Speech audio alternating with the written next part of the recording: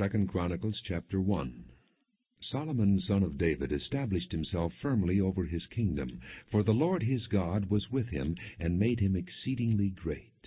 Then Solomon spoke to all Israel, to the commanders of thousands and commanders of hundreds, to the judges, and to all the leaders in Israel, the heads of families. And Solomon and the whole assembly went to the high place at Gibeon, for God's tent of meeting was there, which Moses the Lord's servant had made in the desert. Now David had brought up the ark of God from Kiriath-Jearim to the place he had prepared for it, because he had pitched a tent for it in Jerusalem. But the bronze altar that Bezalel son of Uri the son of Hur had made was in Gibeon in front of the tabernacle of the Lord. So Solomon and the assembly inquired of him there. Solomon went up to the bronze altar before the Lord in the tent of meeting, and offered 1,000 burnt offerings on it. That night God appeared to Solomon and said to him, "Ask for whatever you want me to give you."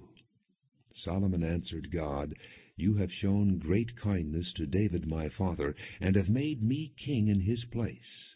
Now, Lord God, let your promise to my father David be confirmed, for you have made me king over a people who are as numerous as the dust of the earth. Give me wisdom and knowledge, that I may lead this people, for who is able to govern this great people of yours?" God said to Solomon, "Since this is your heart's desire, and you have not asked for wealth, riches, or honor, nor for the death of your enemies, and since you have not asked for a long life, but for wisdom and knowledge to govern my people, over whom I have made you king, therefore wisdom and knowledge will be given you. And I will also give you wealth, riches, and honor, such as no king who was before you ever had, and none after you will have." Then Solomon went to Jerusalem from the high place at Gibeon, from before the tent of meeting, and he reigned over Israel.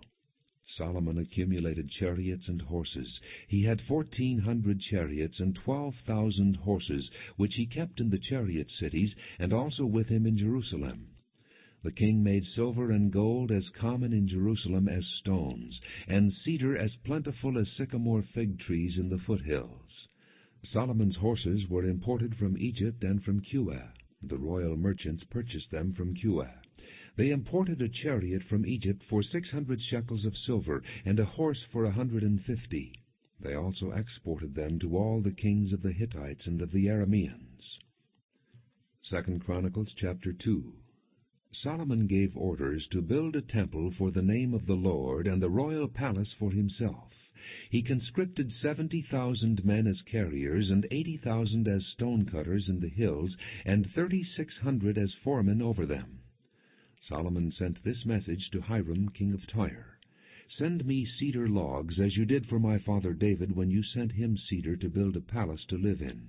Now I am about to build a temple for the name of the Lord my God, and to dedicate it to him for burning fragrant incense before him, for setting out the consecrated bread regularly, and for making burnt offerings every morning and evening, and on Sabbaths and new moons, and at the appointed feasts of the Lord our God. This is a lasting ordinance for Israel. The temple I am going to build will be great, because our God is greater than all other gods. But who is able to build a temple for him, since the heavens, even the highest heavens, cannot contain him? Who then am I to build a temple for him, except as a place to burn sacrifices before him? Send me, therefore, a man skilled to work in gold and silver, bronze and iron, and in purple, crimson, and blue yarn, and experienced in the art of engraving, to work in Judah and Jerusalem with my skilled craftsmen, whom my father David provided. Send me also cedar, pine, and algum logs from Lebanon, for I know that your men are skilled in cutting timber there. My men will work with yours to provide me with plenty of lumber, because the temple I build must be large and magnificent. I will give your servants, the woodsmen who cut the timber, 20,000 cores of ground wheat, 20,000 cores of barley, 20,000 baths of wine, and 20,000 baths of olive oil." Hiram king of Tyre replied by letter to Solomon, "Because the Lord loves his people, he has made you their king." And Hiram added, "Praise be to the Lord, the God of Israel, who made heaven and earth. He has given King David a wise son, endowed with intelligence and discernment, who will build a temple for the Lord and a palace for himself. I am sending you Huram-Abi, a man of great skill, whose mother was from Dan and whose father was from Tyre. He is trained to work in gold and silver, bronze and iron, stone and wood, and with purple and blue and crimson yarn and fine linen. He is experienced in all kinds of engraving and can execute any design given to him. He will work with your craftsmen and with those of my lord David your father. Now let my lord send his servants the wheat and barley, and the olive oil and wine he promised, and we will cut all the logs from Lebanon that you need, and will float them in rafts by sea down to Joppa. You can then take them up to Jerusalem. Solomon took a census of all the aliens who were in Israel, after the census his father David had taken, and they were found to be 153,600. He assigned 70,000 of them to be carriers, and 80,000 to be stone cutters in the hills, with 3,600 foremen over them to keep the people working. 2 Chronicles chapter 3. Then Solomon began to build the temple of the Lord in Jerusalem on Mount Moriah, where the Lord had appeared to his father David. It was on the threshing floor of Araunah the Jebusite, the place provided by David. He began building on the 2nd day of the 2nd month in the 4th year of his reign. The foundation Solomon laid for building the temple of God was 60 cubits long and 20 cubits wide, using the cubit of the old standard. The portico at the front of the temple was 20 cubits long across the width of the building and 20 cubits high. He overlaid the inside with pure gold. He paneled the main hall with pine and covered it with fine gold and decorated it with palm tree and chain designs. He adorned the temple with precious stones, and the gold he used was gold of Parvaim. He overlaid the ceiling beams, door frames, walls, and doors of the temple with gold, and he carved cherubim on the walls. He built the most holy place, its length corresponding to the width of the temple, 20 cubits long and 20 cubits wide. He overlaid the inside with 600 talents of fine gold. The gold nails weighed 50 shekels. He also overlaid the upper parts with gold. In the most holy place he made a pair of sculptured cherubim and overlaid them with gold. The total wingspan of the cherubim was 20 cubits. One wing of the first cherub was 5 cubits long and touched the temple wall, while its other wing, also 5 cubits long, touched the wing of the other cherub. Similarly, one wing of the second cherub was 5 cubits long and touched the other temple wall, and its other wing, also 5 cubits long, touched the wing of the first cherub. The wings of these cherubim extended 20 cubits. They stood on their feet facing the main hall. He made the curtain of blue, purple, and crimson yarn and fine linen with cherubim worked into it. In the front of the temple he made 2 pillars, which together were 35 cubits long, each with a capital on top measuring 5 cubits. He made interwoven chains and put them on top of the pillars. He also made 100 pomegranates and attached them to the chains. He erected the pillars in the front of the temple, one to the south and one to the north. The one to the south he named Jachin, and the one to the north Boaz. 2 Chronicles chapter 4. He made a bronze altar 20 cubits long, 20 cubits wide, and 10 cubits high. He made the sea of cast metal, circular in shape, measuring 10 cubits from rim to rim, and 5 cubits high. It took a line of 30 cubits to measure around it. Below the rim, figures of bulls encircled it, 10 to a cubit. The bulls were cast in 2 rows in one piece with the sea. The sea stood on 12 bulls, 3 facing north, 3 facing west, 3 facing south, and 3 facing east. The sea rested on top of them, and their hind quarters were toward the center.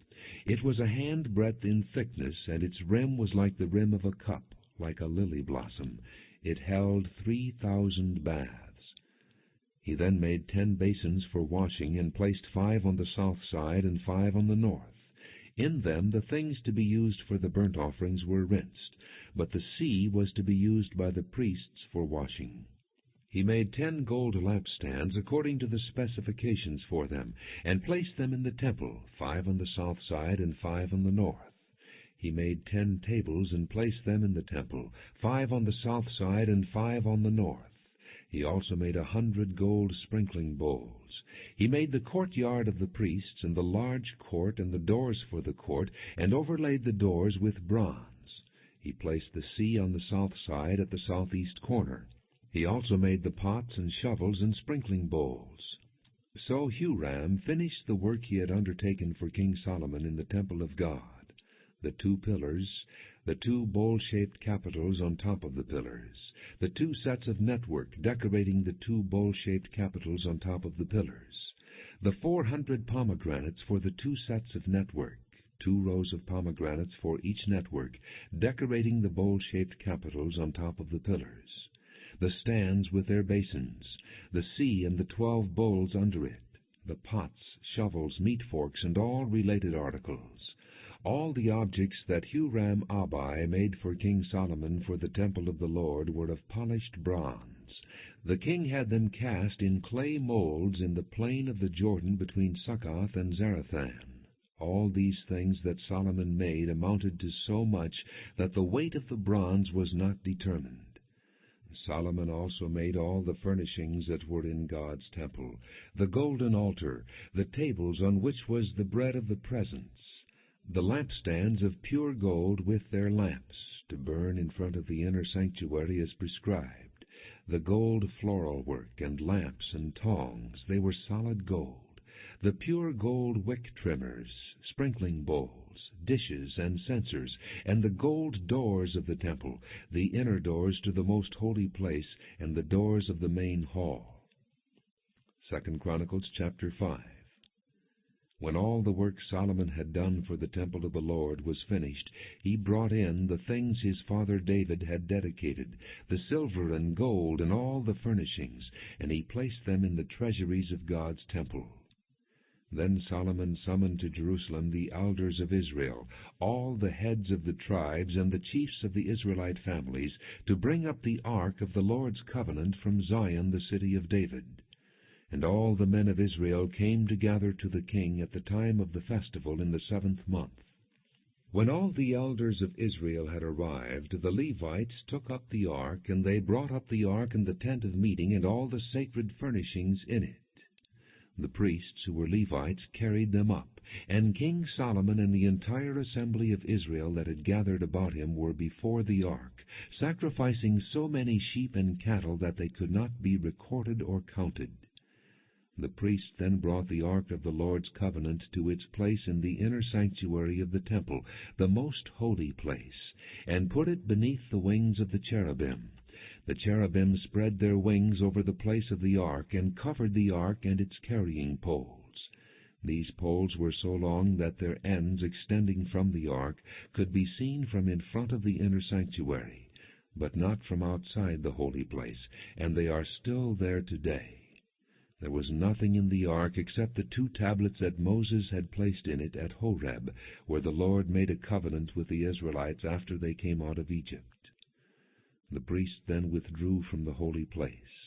All the priests who were there had consecrated themselves, regardless of their divisions. All the Levites who were musicians, Asaph, Heman, Jeduthun, and their sons and relatives, stood on the east side of the altar, dressed in fine linen and playing cymbals, harps, and lyres. They were accompanied by 120 priests sounding trumpets. The trumpeters and singers joined in unison, as with one voice, to give praise and thanks to the Lord. Accompanied by trumpets, cymbals, and other instruments, they raised their voices in praise to the Lord, and sang, "He is good. His love endures forever." Then the temple of the Lord was filled with a cloud, and the priests could not perform their service because of the cloud, for the glory of the Lord filled the temple of God. 2 Chronicles chapter 6. Then Solomon said, "The Lord has said that he would dwell in a dark cloud. I have built a magnificent temple for you, a place for you to dwell forever." While the whole assembly of Israel was standing there, the king turned around and blessed them. Then he said, Praise be to the Lord, the God of Israel, who with his hands has fulfilled what he promised with his mouth to my father David. For he said, Since the day I brought my people out of Egypt, I have not chosen a city in any tribe of Israel to have a temple built for my name to be there, nor have I chosen any one to be leader over my people Israel. But now I have chosen Jerusalem for my name to be there, and I have chosen David to rule my people Israel. My father David had it in his heart to build a temple for the name of the Lord, the God of Israel. But the Lord said to my father David, Because it was in your heart to build a temple for my name, you did well to have this in your heart. Nevertheless, you are not the one to build the temple, but your son, who is your own flesh and blood. He is the one who will build the temple for my name.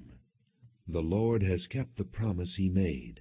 I have succeeded David my father, and now I sit on the throne of Israel, just as the Lord promised, and I have built the temple for the name of the Lord, the God of Israel. There I have placed the ark, in which is the covenant of the Lord that he made with the people of Israel. Then Solomon stood before the altar of the Lord in front of the whole assembly of Israel, and spread out his hands.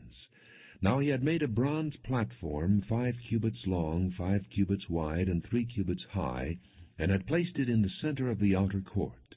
He stood on the platform, and then knelt down before the whole assembly of Israel, and spread out his hands toward heaven. He said, O Lord, God of Israel, there is no God like you in heaven or on earth, you who keep your covenant of love with your servants who continue wholeheartedly in your way. You have kept your promise to your servant David my father. With your mouth you have promised, and with your hand you have fulfilled it, as it is today.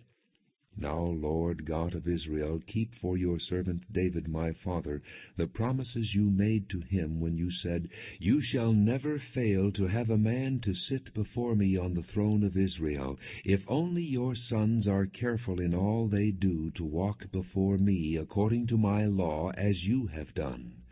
And now, O Lord God of Israel, let your word that you promised your servant David come true. But will God really dwell on earth with men? The heavens, even the highest heavens, cannot contain you. How much less this temple I have built? Yet give attention to your servant's prayer and his plea for mercy, O Lord my God. Hear the cry and the prayer that your servant is praying in your presence. May your eyes be open toward this temple day and night, this place of which you said you would put your name there. May you hear the prayer your servant prays toward this place.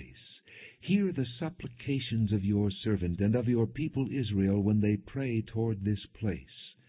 Hear from heaven your dwelling place, and when you hear, forgive. When a man wrongs his neighbor and is required to take an oath, and he comes and swears the oath before your altar in this temple, then hear from heaven and act. Judge between your servants, repaying the guilty by bringing down on his own head what he has done. Declare the innocent not guilty, and so establish his innocence. When your people Israel have been defeated by an enemy because they have sinned against you, and when they turn back and confess your name, praying and making supplication before you in this temple, then hear from heaven, and forgive the sin of your people Israel, and bring them back to the land you gave to them and their fathers. When the heavens are shut up, and there is no rain because your people have sinned against you, and when they pray toward this place and confess your name and turn from their sin because you have afflicted them, then hear from heaven and forgive the sin of your servants, your people Israel. Teach them the right way to live, and send rain on the land you gave your people for an inheritance.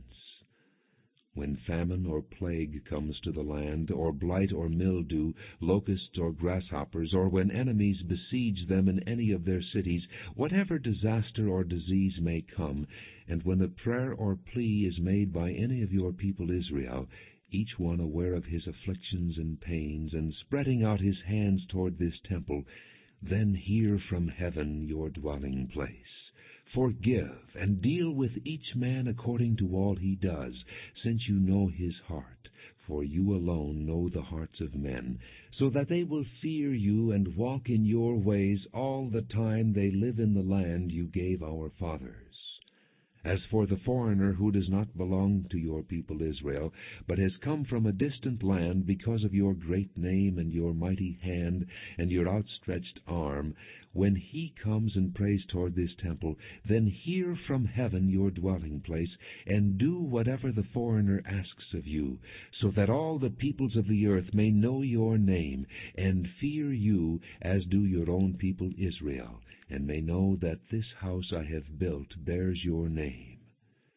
When your people go to war against their enemies, wherever you send them, and when they pray to you toward this city you have chosen, and the temple I have built for your name, then hear from heaven their prayer and their plea, and uphold their cause.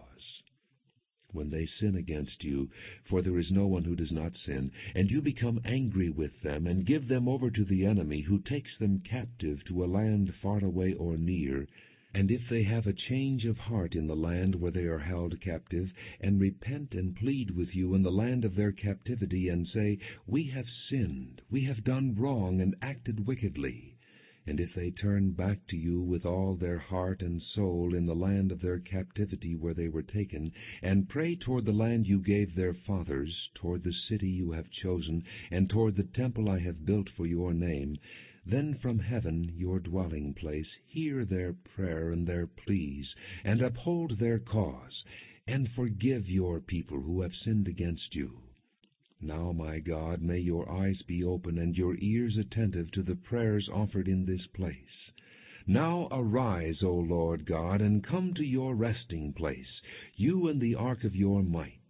May your priests, O Lord God, be clothed with salvation. May your saints rejoice in your goodness. O Lord God, do not reject your anointed one. Remember the great love promised to David your servant. 2 Chronicles chapter 7. When Solomon finished praying, fire came down from heaven and consumed the burnt offering and the sacrifices, and the glory of the Lord filled the temple. The priest could not enter the temple of the Lord, because the glory of the Lord filled it. When all the Israelites saw the fire coming down, and the glory of the Lord above the temple, they knelt on the pavement with their faces to the ground, and they worshipped and gave thanks to the Lord, saying, He is good, His love endures forever. Then the king and all the people offered sacrifices before the Lord. And King Solomon offered a sacrifice of 22,000 head of cattle, and 120,000 sheep and goats. So the king and all the people dedicated the temple of God. The priests took their positions, as did the Levites, with the Lord's musical instruments which King David had made for praising the Lord, and which were used when he gave thanks, saying, His love endures forever. Opposite the Levites, the priests blew their trumpets, and all the Israelites were standing. Solomon consecrated the middle part of the courtyard in front of the temple of the Lord, and there he offered burnt offerings and the fat of the fellowship offerings, because the bronze altar he had made could not hold the burnt offerings, the grain offerings, and the fat portions.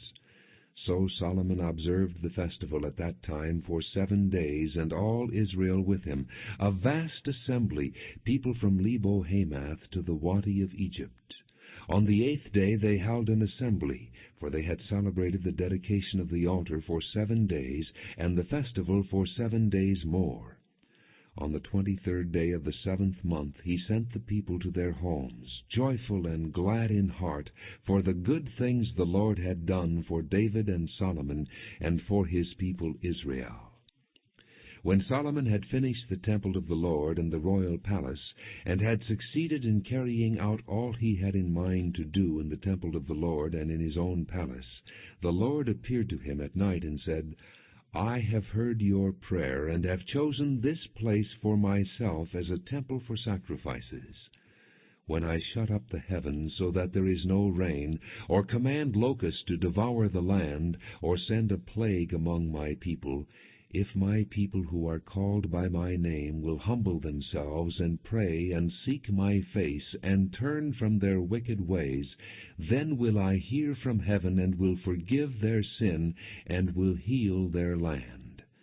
Now my eyes will be open and my ears attentive to the prayers offered in this place. I have chosen and consecrated this temple so that my name may be there forever. My eyes and my heart will always be there. As for you, if you walk before me as David your father did, and do all I command, and observe my decrees and laws, I will establish your royal throne as I covenanted with David your father, when I said, You shall never fail to have a man to rule over Israel. But if you turn away and forsake the decrees and commands I have given you, and go off to serve other gods and worship them, then I will uproot Israel from my land, which I have given them, and will reject this temple I have consecrated for my name.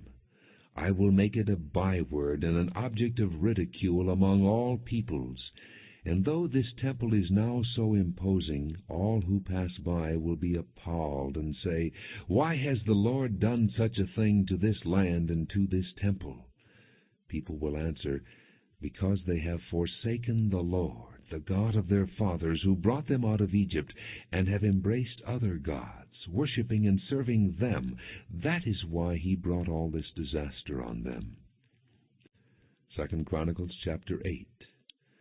At the end of 20 years, during which Solomon built the temple of the Lord and his own palace, Solomon rebuilt the villages that Hiram had given him, and settled Israelites in them. Solomon then went to Hamath-zobah and captured it. He also built up Tadmor in the desert, and all the store cities he had built in Hamath.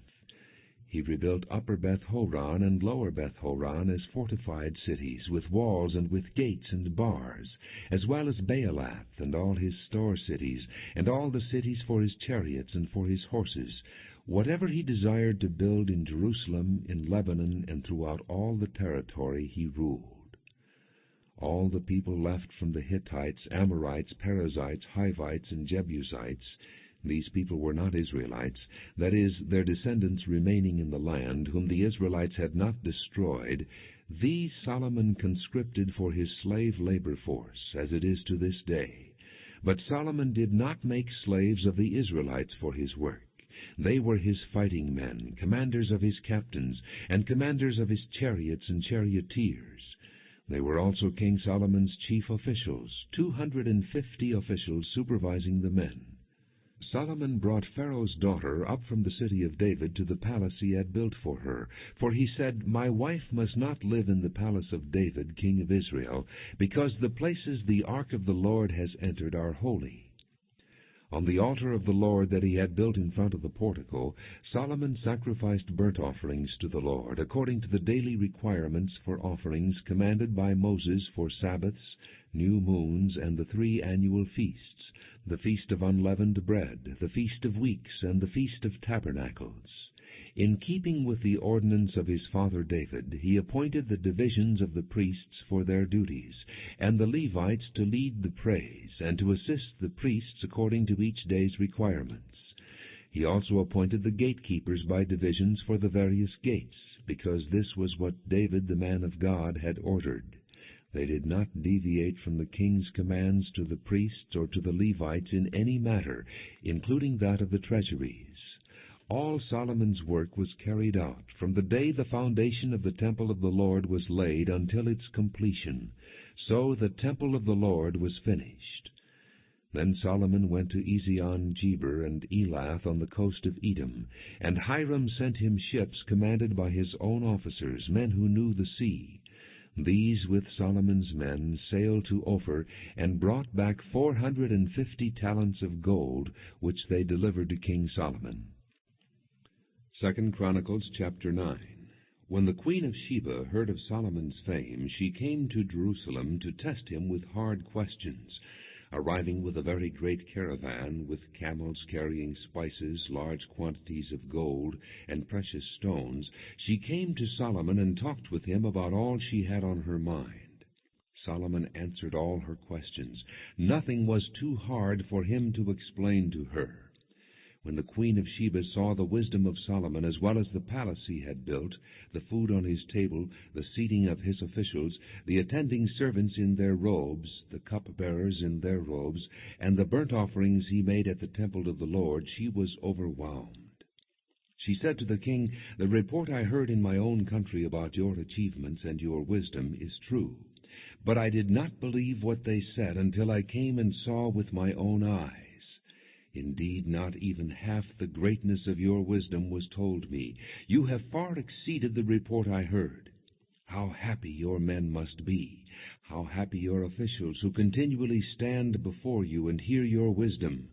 Praise be to the Lord your God, who has delighted in you and placed you on his throne as king to rule for the Lord your God. Because of the love of your God for Israel and his desire to uphold them forever, he has made you king over them, to maintain justice and righteousness." Then she gave the king 120 talents of gold, large quantities of spices, and precious stones. There had never been such spices as those the queen of Sheba gave to King Solomon. The men of Hiram and the men of Solomon brought gold from Ophir. They also brought algum wood and precious stones. The king used the algum wood to make steps for the temple of the Lord and for the royal palace, and to make harps and lyres for the musicians. Nothing like them had ever been seen in Judah. King Solomon gave the queen of Sheba all she desired and asked for. He gave her more than she had brought to him. Then she left and returned with her retinue to her own country. The weight of the gold that Solomon received yearly was 666 talents, not including the revenues brought in by merchants and traders. Also all the kings of Arabia and the governors of the land brought gold and silver to Solomon. King Solomon made 200 large shields of hammered gold. 600 beakers of hammered gold went into each shield. He also made 300 small shields of hammered gold, with 300 beakers of gold in each shield.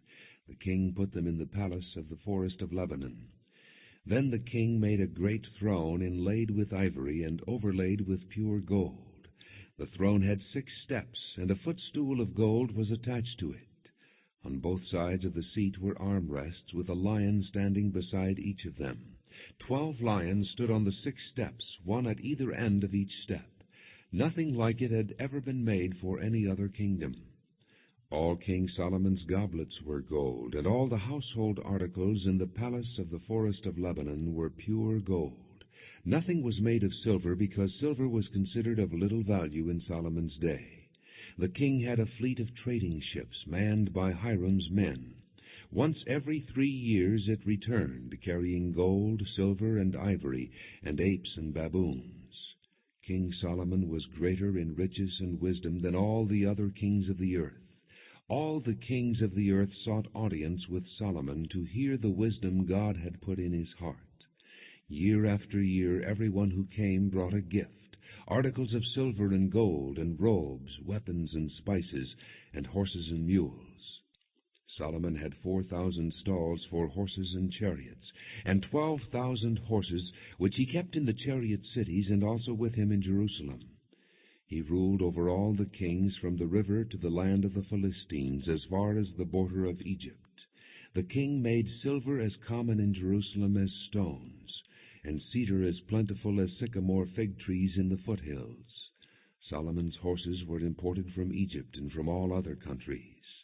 As for the other events of Solomon's reign from beginning to end, are they not written in the records of Nathan the prophet, in the prophecy of Ahijah the Shilonite, and in the visions of Iddo the seer concerning Jeroboam son of Nebat? Solomon reigned in Jerusalem over all Israel 40 years. Then he rested with his fathers, and was buried in the city of David his father. And Rehoboam his son succeeded him as king. 2 Chronicles chapter 10. Rehoboam went to Shechem, for all the Israelites had gone there to make him king. When Jeroboam son of Nebat heard this, he was in Egypt, where he had fled from King Solomon. He returned from Egypt.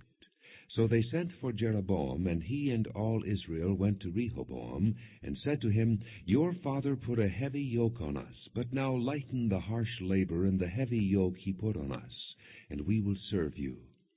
Rehoboam answered, "Come back to me in 3 days." So the people went away. Then King Rehoboam consulted the elders who had served his father Solomon during his lifetime. "How would you advise me to answer these people?" he asked. They replied, "If you will be kind to these people and please them and give them a favorable answer, they will always be your servants." But Rehoboam rejected the advice the elders gave him and consulted the young men who had grown up with him and were serving him. He asked them, "What is your advice? How should we answer these people who say to me, 'Lighten the yoke your father put on us'?" The young men who had grown up with him replied, "Tell the people who have said to you, 'Your father put a heavy yoke on us, but make our yoke lighter,' tell them, 'My little finger is thicker than my father's waist. My father laid on you a heavy yoke. I will make it even heavier. My father scourged you with whips. I will scourge you with scorpions." 3 days later, Jeroboam and all the people returned to Rehoboam, as the king had said, "Come back to me in 3 days." The king answered them harshly. Rejecting the advice of the elders, he followed the advice of the young men and said, "My father made your yoke heavy. I will make it even heavier. My father scourged you with whips. I will scourge you with scorpions." So the king did not listen to the people, for this turn of events was from God, to fulfill the word the Lord had spoken to Jeroboam son of Nebat through Ahijah the Shilonite. When all Israel saw that the king refused to listen to them, they answered the king, "What share do we have in David? What part in Jesse's son? To your tents, O Israel, look after your own house, O David." So all the Israelites went home. But as for the Israelites who were living in the towns of Judah, Rehoboam still ruled over them. King Rehoboam sent out Adoniram, who was in charge of forced labor, but the Israelites stoned him to death. King Rehoboam, however, managed to get into his chariot and escape to Jerusalem. So Israel has been in rebellion against the house of David to this day. 2 Chronicles chapter 11. When Rehoboam arrived in Jerusalem, he mustered the house of Judah and Benjamin, 180,000 fighting men, to make war against Israel and to regain the kingdom for Rehoboam. But this word of the Lord came to Shemaiah the man of God. "Say to Rehoboam, son of Solomon, king of Judah, and to all the Israelites in Judah and Benjamin, this is what the Lord says, do not go up to fight against your brothers. Go home, every one of you, for this is my doing." So they obeyed the words of the Lord and turned back from marching against Jeroboam. Rehoboam lived in Jerusalem and built up towns for defense in Judah: Bethlehem, Etam, Tekoa, Beth-zur, Soko, Adullam, Gath, Maresha, Ziph, Adoraim, Lachish, Azekah, Zorah, Ajalon, and Hebron. These were fortified cities in Judah and Benjamin. He strengthened their defenses and put commanders in them with supplies of food, olive oil, and wine. He put shields and spears in all the cities and made them very strong. So Judah and Benjamin were his. The priests and Levites from all their districts throughout Israel sided with him. The Levites even abandoned their pasture lands and property, and came to Judah and Jerusalem, because Jeroboam and his sons had rejected them as priests of the Lord. And he appointed his own priests for the high places and for the goat and calf idols he had made. Those from every tribe of Israel who set their hearts on seeking the Lord, the God of Israel, followed the Levites to Jerusalem to offer sacrifices to the Lord, the God of their fathers. They strengthened the kingdom of Judah and supported Rehoboam son of Solomon 3 years, walking in the ways of David and Solomon during this time. Rehoboam married Mahalath, who was the daughter of David's son Jeremoth and of Abihail, the daughter of Jesse's son Eliab. She bore him sons, Joash, Shemariah, and Zaham. Then he married Maacah, daughter of Absalom, who bore him Abijah, Attai, Ziza, and Shelomith. Rehoboam loved Maacah, daughter of Absalom, more than any of his other wives and concubines. In all he had 18 wives and 60 concubines, 28 sons, and 60 daughters. Rehoboam appointed Abijah son of Maacah to be the chief prince among his brothers in order to make him king. He acted wisely, dispersing some of his sons throughout the districts of Judah and Benjamin, and to all the fortified cities. He gave them abundant provisions and took many wives for them. 2 Chronicles chapter 12. After Rehoboam's position as king was established and he had become strong, he and all Israel with him abandoned the law of the Lord. Because they had been unfaithful to the Lord, Shishak, king of Egypt, attacked Jerusalem in the 5th year of King Rehoboam. With 1,200 chariots and 60,000 horsemen, and the innumerable troops of Libyans, Sukkites, and Cushites that came with him from Egypt, he captured the fortified cities of Judah and came as far as Jerusalem. Then the prophet Shemaiah came to Rehoboam and to the leaders of Judah who had assembled in Jerusalem for fear of Shishak, and he said to them, "This is what the Lord says, You have abandoned me. Therefore I now abandon you to Shishak."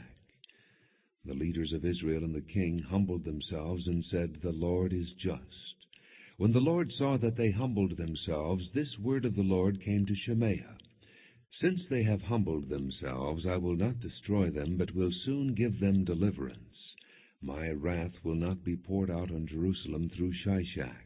They will, however, become subject to him, so that they may learn the difference between serving me and serving the kings of other lands."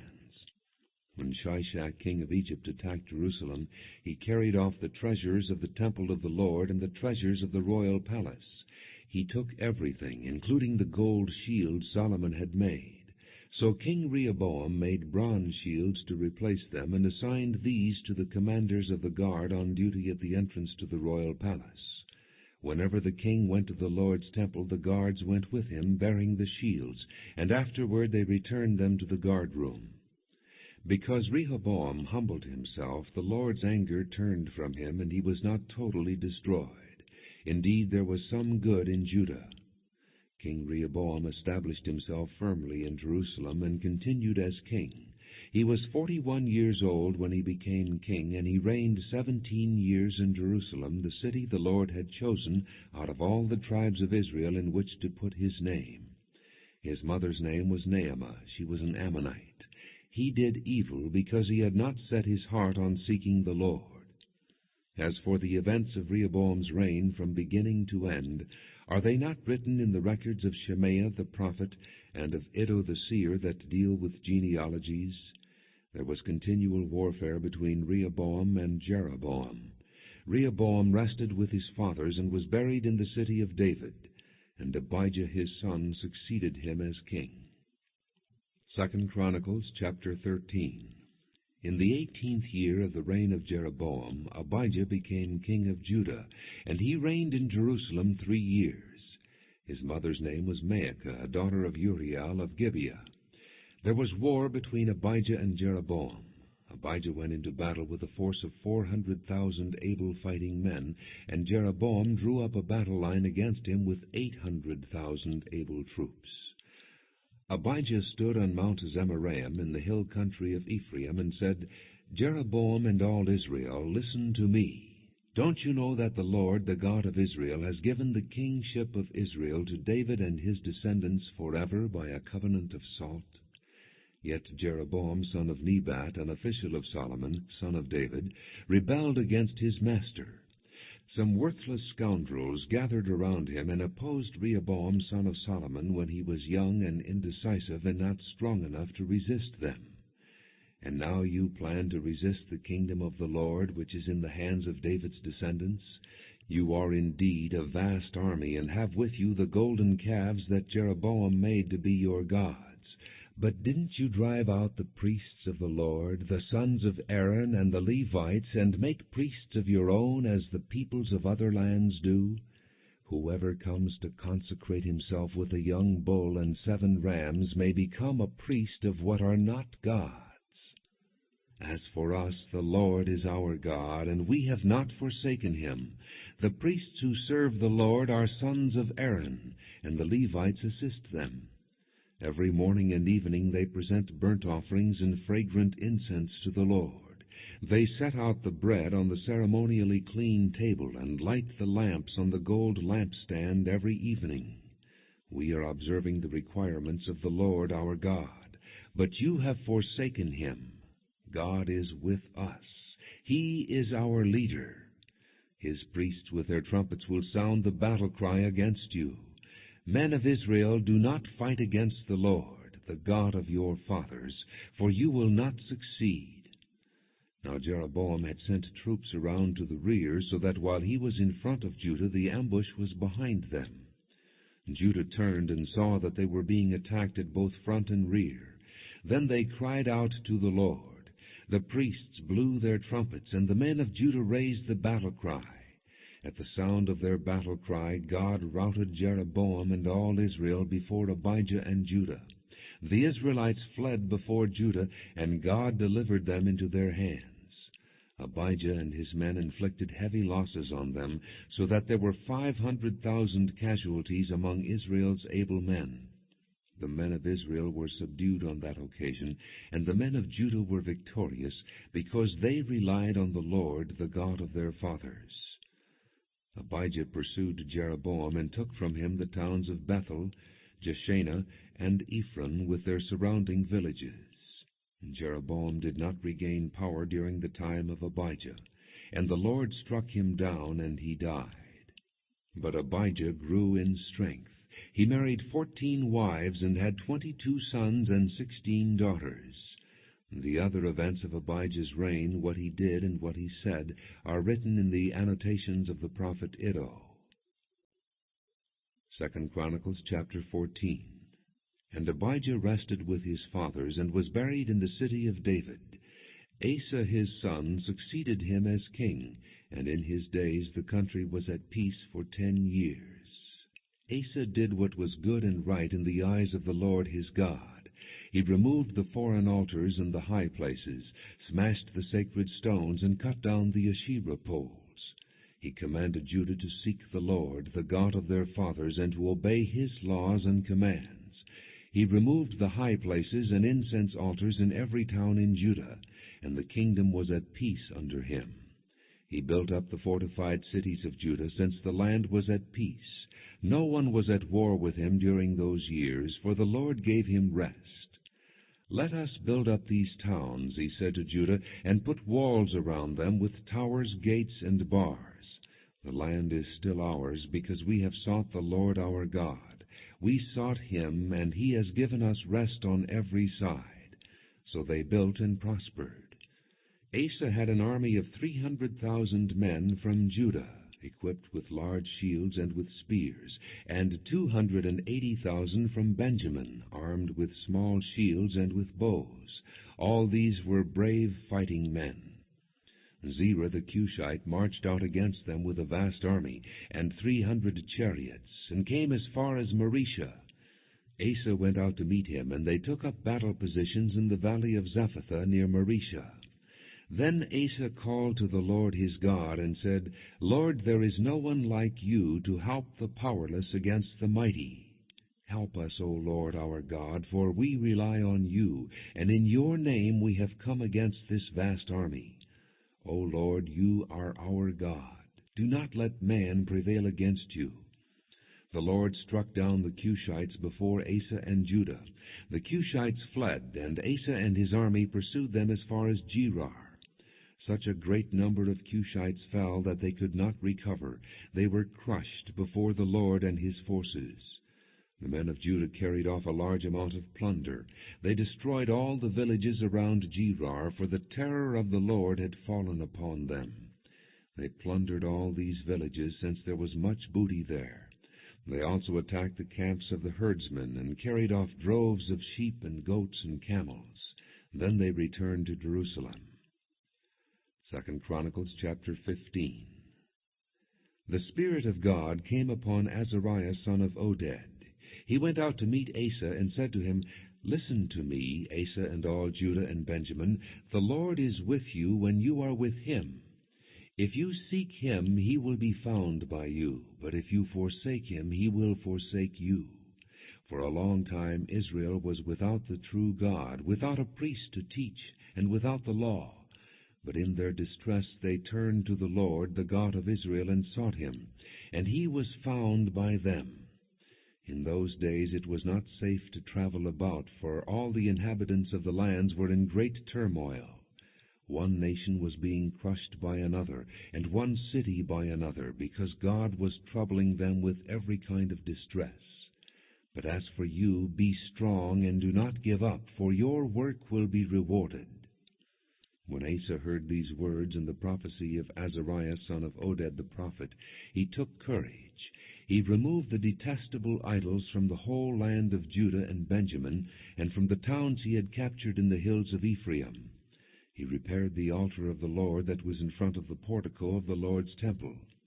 Then he assembled all Judah and Benjamin, and the people from Ephraim, Manasseh, and Simeon, who had settled among them, for large numbers had come over to him from Israel, when they saw that the Lord his God was with him. They assembled at Jerusalem in the 3rd month of the 15th year of Asa's reign. At that time they sacrificed to the Lord 700 head of cattle, and 7,000 sheep and goats from the plunder they had brought back. They entered into a covenant to seek the Lord, the God of their fathers, with all their heart and soul. All who would not seek the Lord, the God of Israel, were to be put to death, whether small or great, man or woman. They took an oath to the Lord with loud acclamation, with shouting, and with trumpets and horns.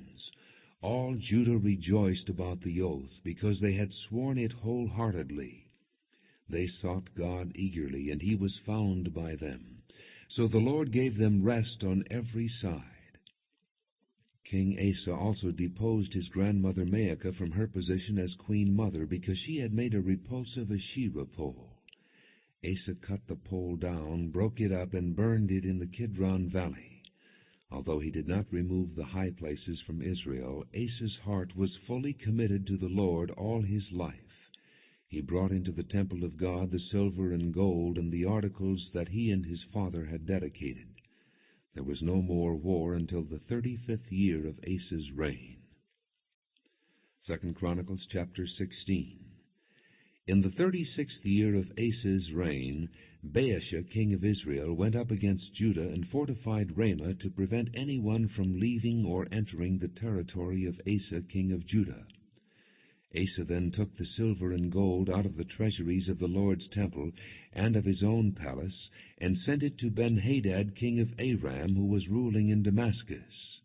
"Let there be a treaty between me and you," he said, "as there was between my father and your father. See, I am sending you silver and gold. Now break your treaty with Baasha, king of Israel, so he will withdraw from me."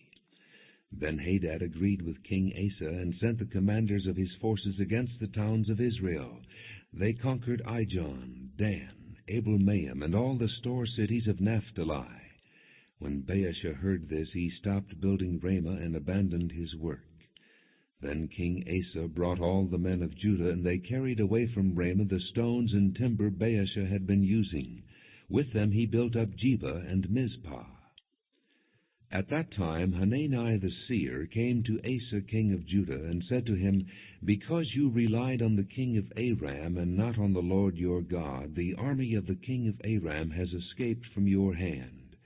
Were not the Cushites and Libyans a mighty army with great numbers of chariots and horsemen? Yet when you relied on the Lord, he delivered them into your hand. For the eyes of the Lord range throughout the earth to strengthen those whose hearts are fully committed to him. You have done a foolish thing, and from now on you will be at war." Asa was angry with the seer because of this. He was so enraged that he put him in prison. At the same time, Asa brutally oppressed some of the people. The events of Asa's reign from beginning to end are written in the book of the kings of Judah and Israel. In the 39th year of his reign, Asa was afflicted with a disease in his feet. Though his disease was severe, even in his illness he did not seek help from the Lord, but only from the physicians. Then in the 41st year of his reign, Asa died and rested with his fathers.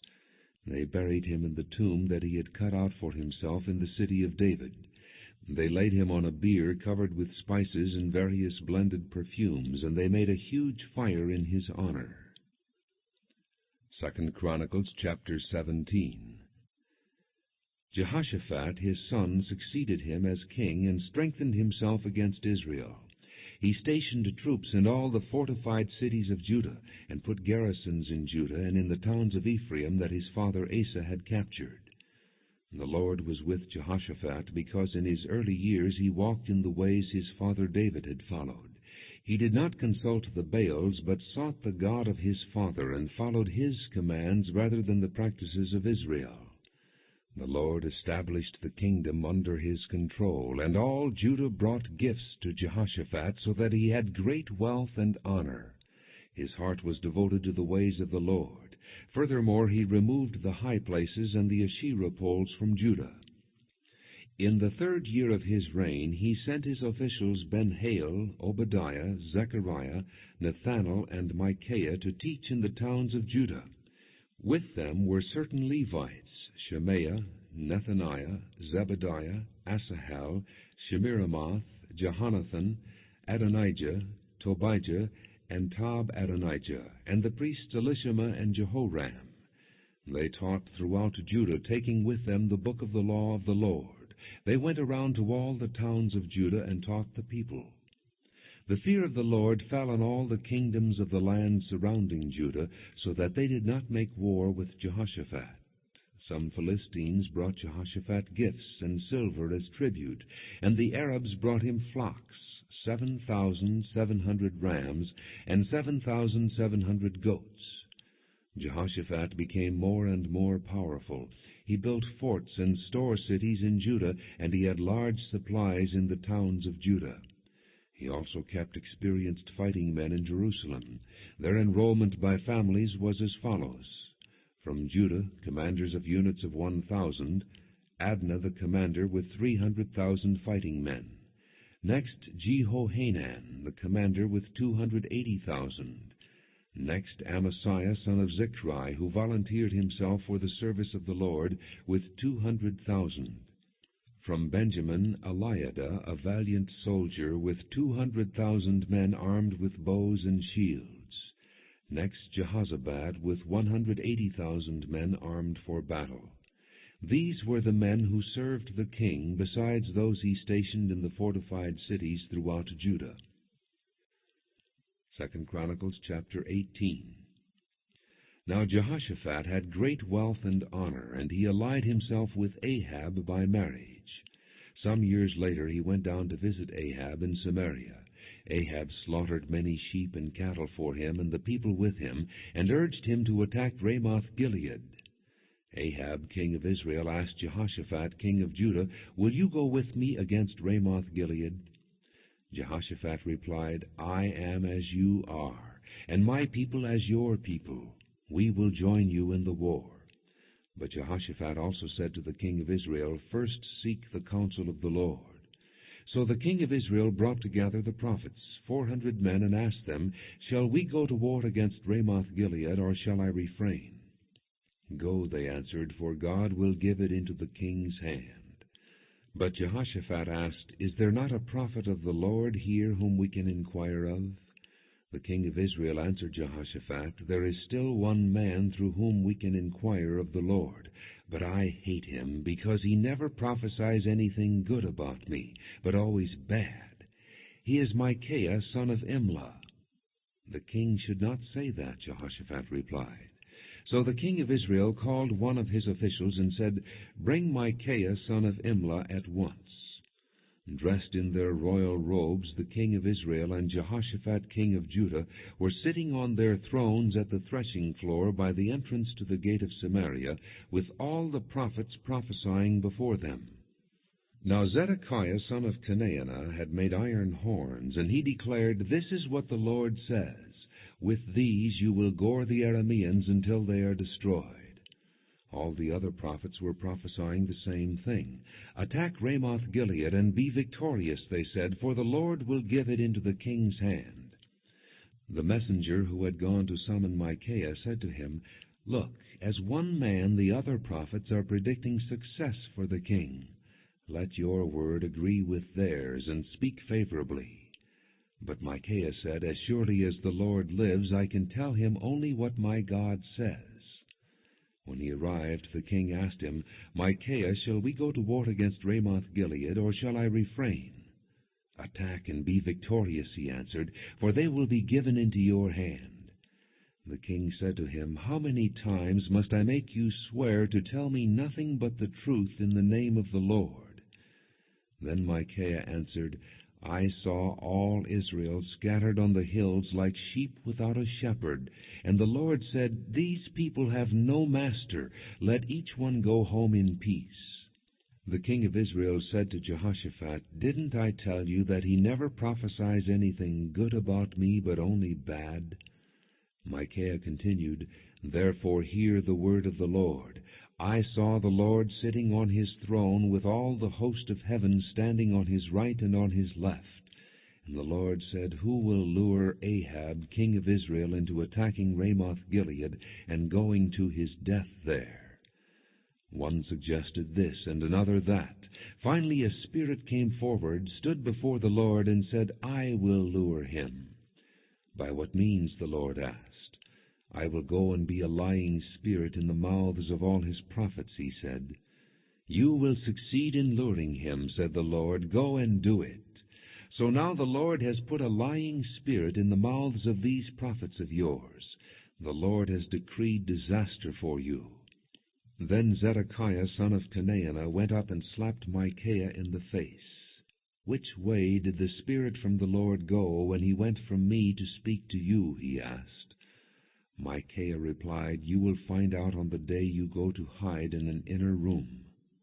The king of Israel then ordered, "Take Micaiah and send him back to Amon, the ruler of the city, and to Joash the king's son, and say, 'This is what the king says. Put this fellow in prison, and give him nothing but bread and water until I return safely.'"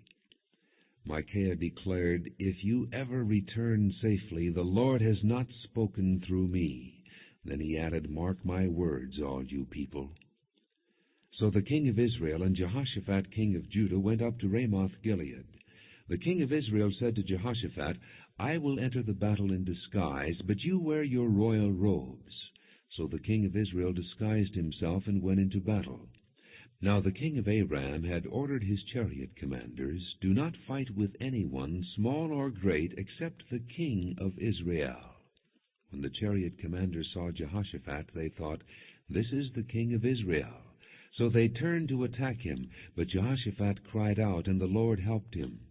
God drew them away from him, for when the chariot commanders saw that he was not the king of Israel, they stopped pursuing him. But someone drew his bow at random and hit the king of Israel between the sections of his armor. The king told the chariot driver, "Wheel around and get me out of the fighting. I have been wounded."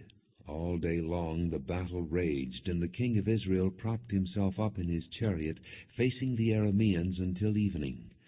Then at sunset he died. 2 Chronicles chapter 19. When Jehoshaphat king of Judah returned safely to his palace in Jerusalem, Jehu the seer, the son of Hanani, went out to meet him and said to the king, "Should you help the wicked and love those who hate the Lord? Because of this the wrath of the Lord is upon you. There is, however, some good in you, for you have rid the land of the Asherah poles and have set your heart on seeking God." Jehoshaphat lived in Jerusalem, and he went out again among the people from Beersheba to the hill country of Ephraim, and turned them back to the Lord, the God of their fathers. He appointed judges in the land, in each of the fortified cities of Judah. He told them, "Consider carefully what you do, because you are not judging for man, but for the Lord, who is with you whenever you give a verdict. Now let the fear of the Lord be upon you. Judge carefully, for with the Lord our God there is no injustice or partiality or bribery." In Jerusalem also Jehoshaphat appointed some of the Levites, priests, and heads of Israelite families to administer the law of the Lord and to settle disputes. And they lived in Jerusalem. He gave them these orders: "You must serve faithfully and wholeheartedly in the fear of the Lord. In every case that comes before you from your fellow countrymen who live in the cities, whether bloodshed or other concerns of the law, commands, decrees, or ordinances, You are to warn them not to sin against the Lord. Otherwise his wrath will come on you and your brothers.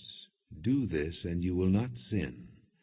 Amariah the chief priest will be over you in any matter concerning the Lord, and Zebediah son of Ishmael, the leader of the tribe of Judah, will be over you in any matter concerning the king, and the Levites will serve as officials before you. Act with courage, and may the Lord be with those who do well. 2 Chronicles chapter 20.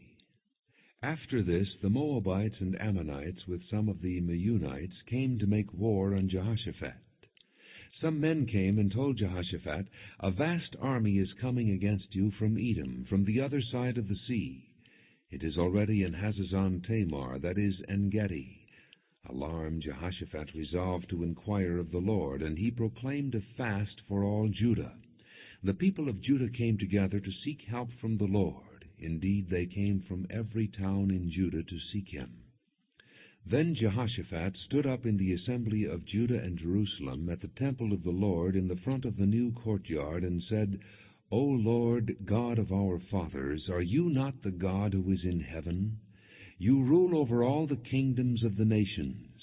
Power and might are in your hand, and no one can withstand you. O our God, did you not drive out the inhabitants of this land before your people Israel, and give it forever to the descendants of Abraham your friend?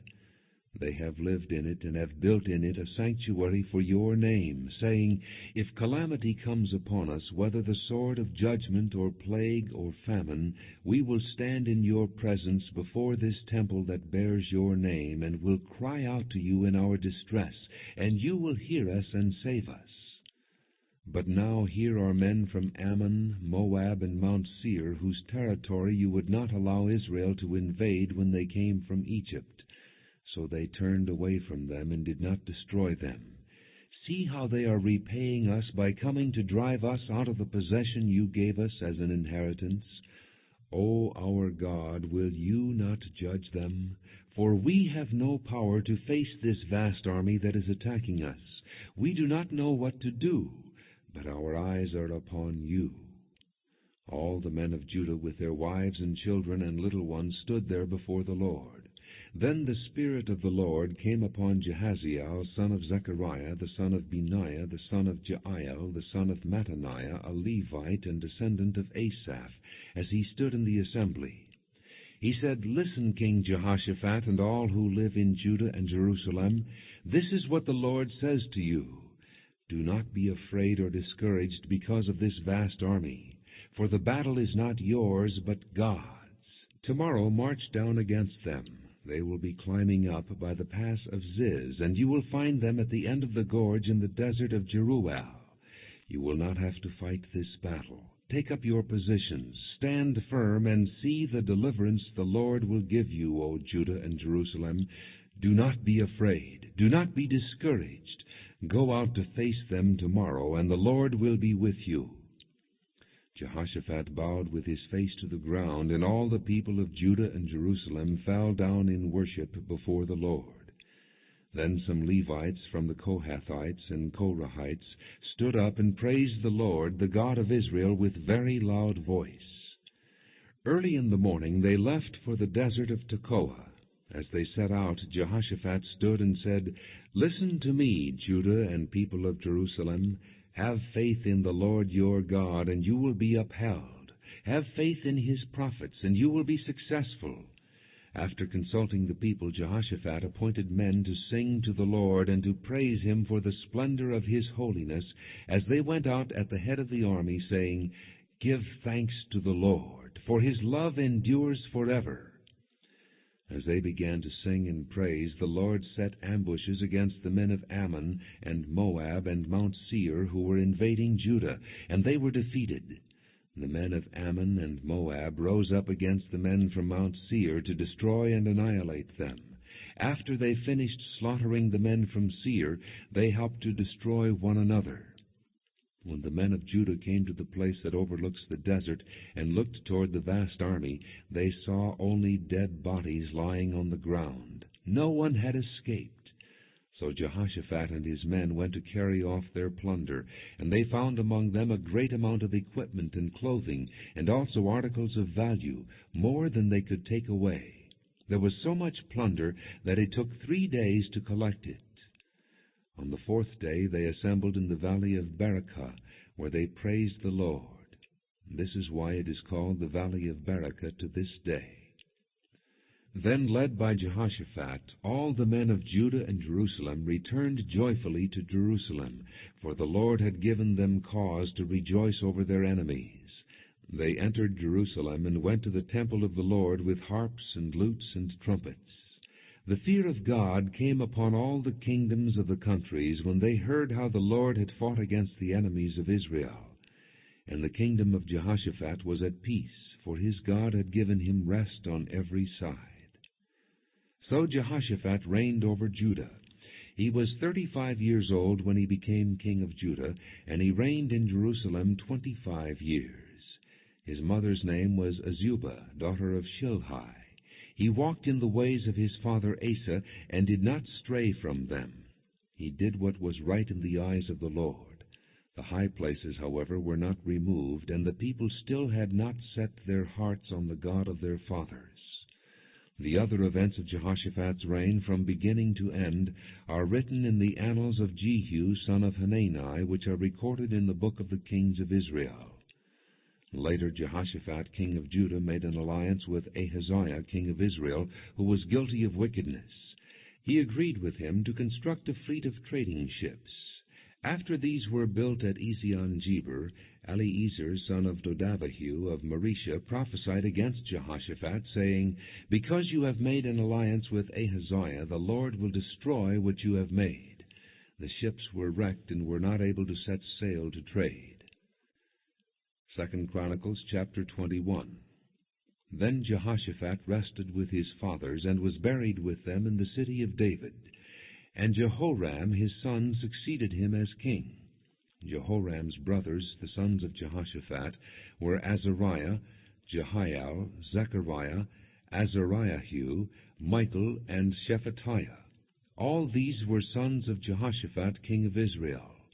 Their father had given them many gifts of silver and gold, and articles of value, as well as fortified cities in Judah. But he had given the kingdom to Jehoram, because he was his firstborn son. When Jehoram established himself firmly over his father's kingdom, he put all his brothers to the sword, along with some of the princes of Israel. Jehoram was 32 years old when he became king, and he reigned in Jerusalem 8 years. He walked in the ways of the kings of Israel, as the house of Ahab had done, for he married a daughter of Ahab. He did evil in the eyes of the Lord.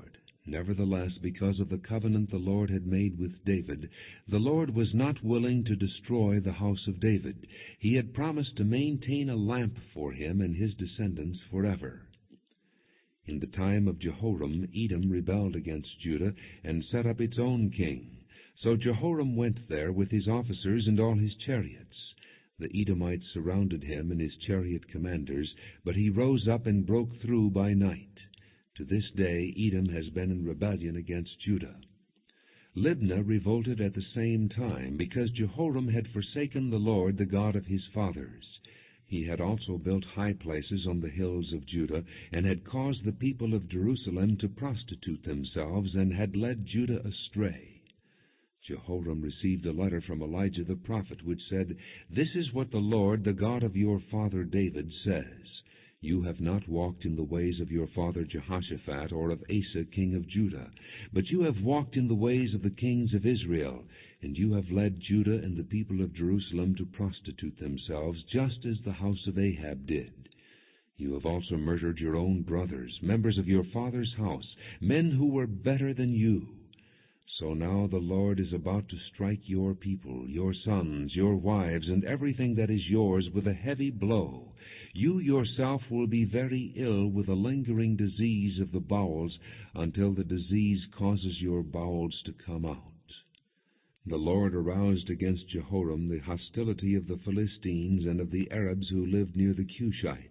They attacked Judah, invaded it, and carried off all the goods found in the king's palace, together with his sons and wives. Not a son was left to him except Ahaziah the youngest. After all this, the Lord afflicted Jehoram with an incurable disease of the bowels. In the course of time, at the end of the 2nd year, his bowels came out because of the disease, and he died in great pain. His people made no fire in his honor, as they had for his fathers. Jehoram was 32 years old when he became king, and he reigned in Jerusalem 8 years. He passed away to no one's regret, and was buried in the city of David, but not in the tombs of the kings. 2 Chronicles chapter 22. The people of Jerusalem made Ahaziah, Jehoram's youngest son, king in his place, since the raiders who came with the Arabs into the camp had killed all the older sons. So Ahaziah, son of Jehoram, king of Judah, began to reign. Ahaziah was 22 years old when he became king, and he reigned in Jerusalem 1 year. His mother's name was Athaliah, a granddaughter of Omri. He, too, walked in the ways of the house of Ahab, for his mother encouraged him in doing wrong. He did evil in the eyes of the Lord, as the house of Ahab had done, for after his father's death they became his advisers to his undoing.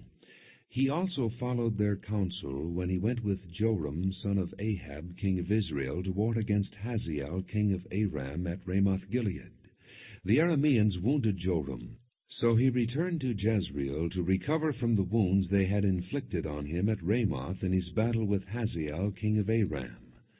Then Ahaziah, son of Jehoram, king of Judah, went down to Jezreel to see Joram, son of Ahab, because he had been wounded. Through Ahaziah's visit to Joram, God brought about Ahaziah's downfall. When Ahaziah arrived, he went out with Joram to meet Jehu, son of Nimshi, whom the Lord had anointed to destroy the house of Ahab. While Jehu was executing judgment on the house of Ahab, he found the princes of Judah and the sons of Ahaziah's relatives who had been attending Ahaziah, and he killed them. He then went in search of Ahaziah, and his men captured him while he was hiding in Samaria. He was brought to Jehu and put to death. They buried him, for they said he was a son of Jehoshaphat, who sought the Lord with all his heart. So there was no one in the house of Ahaziah powerful enough to retain the kingdom.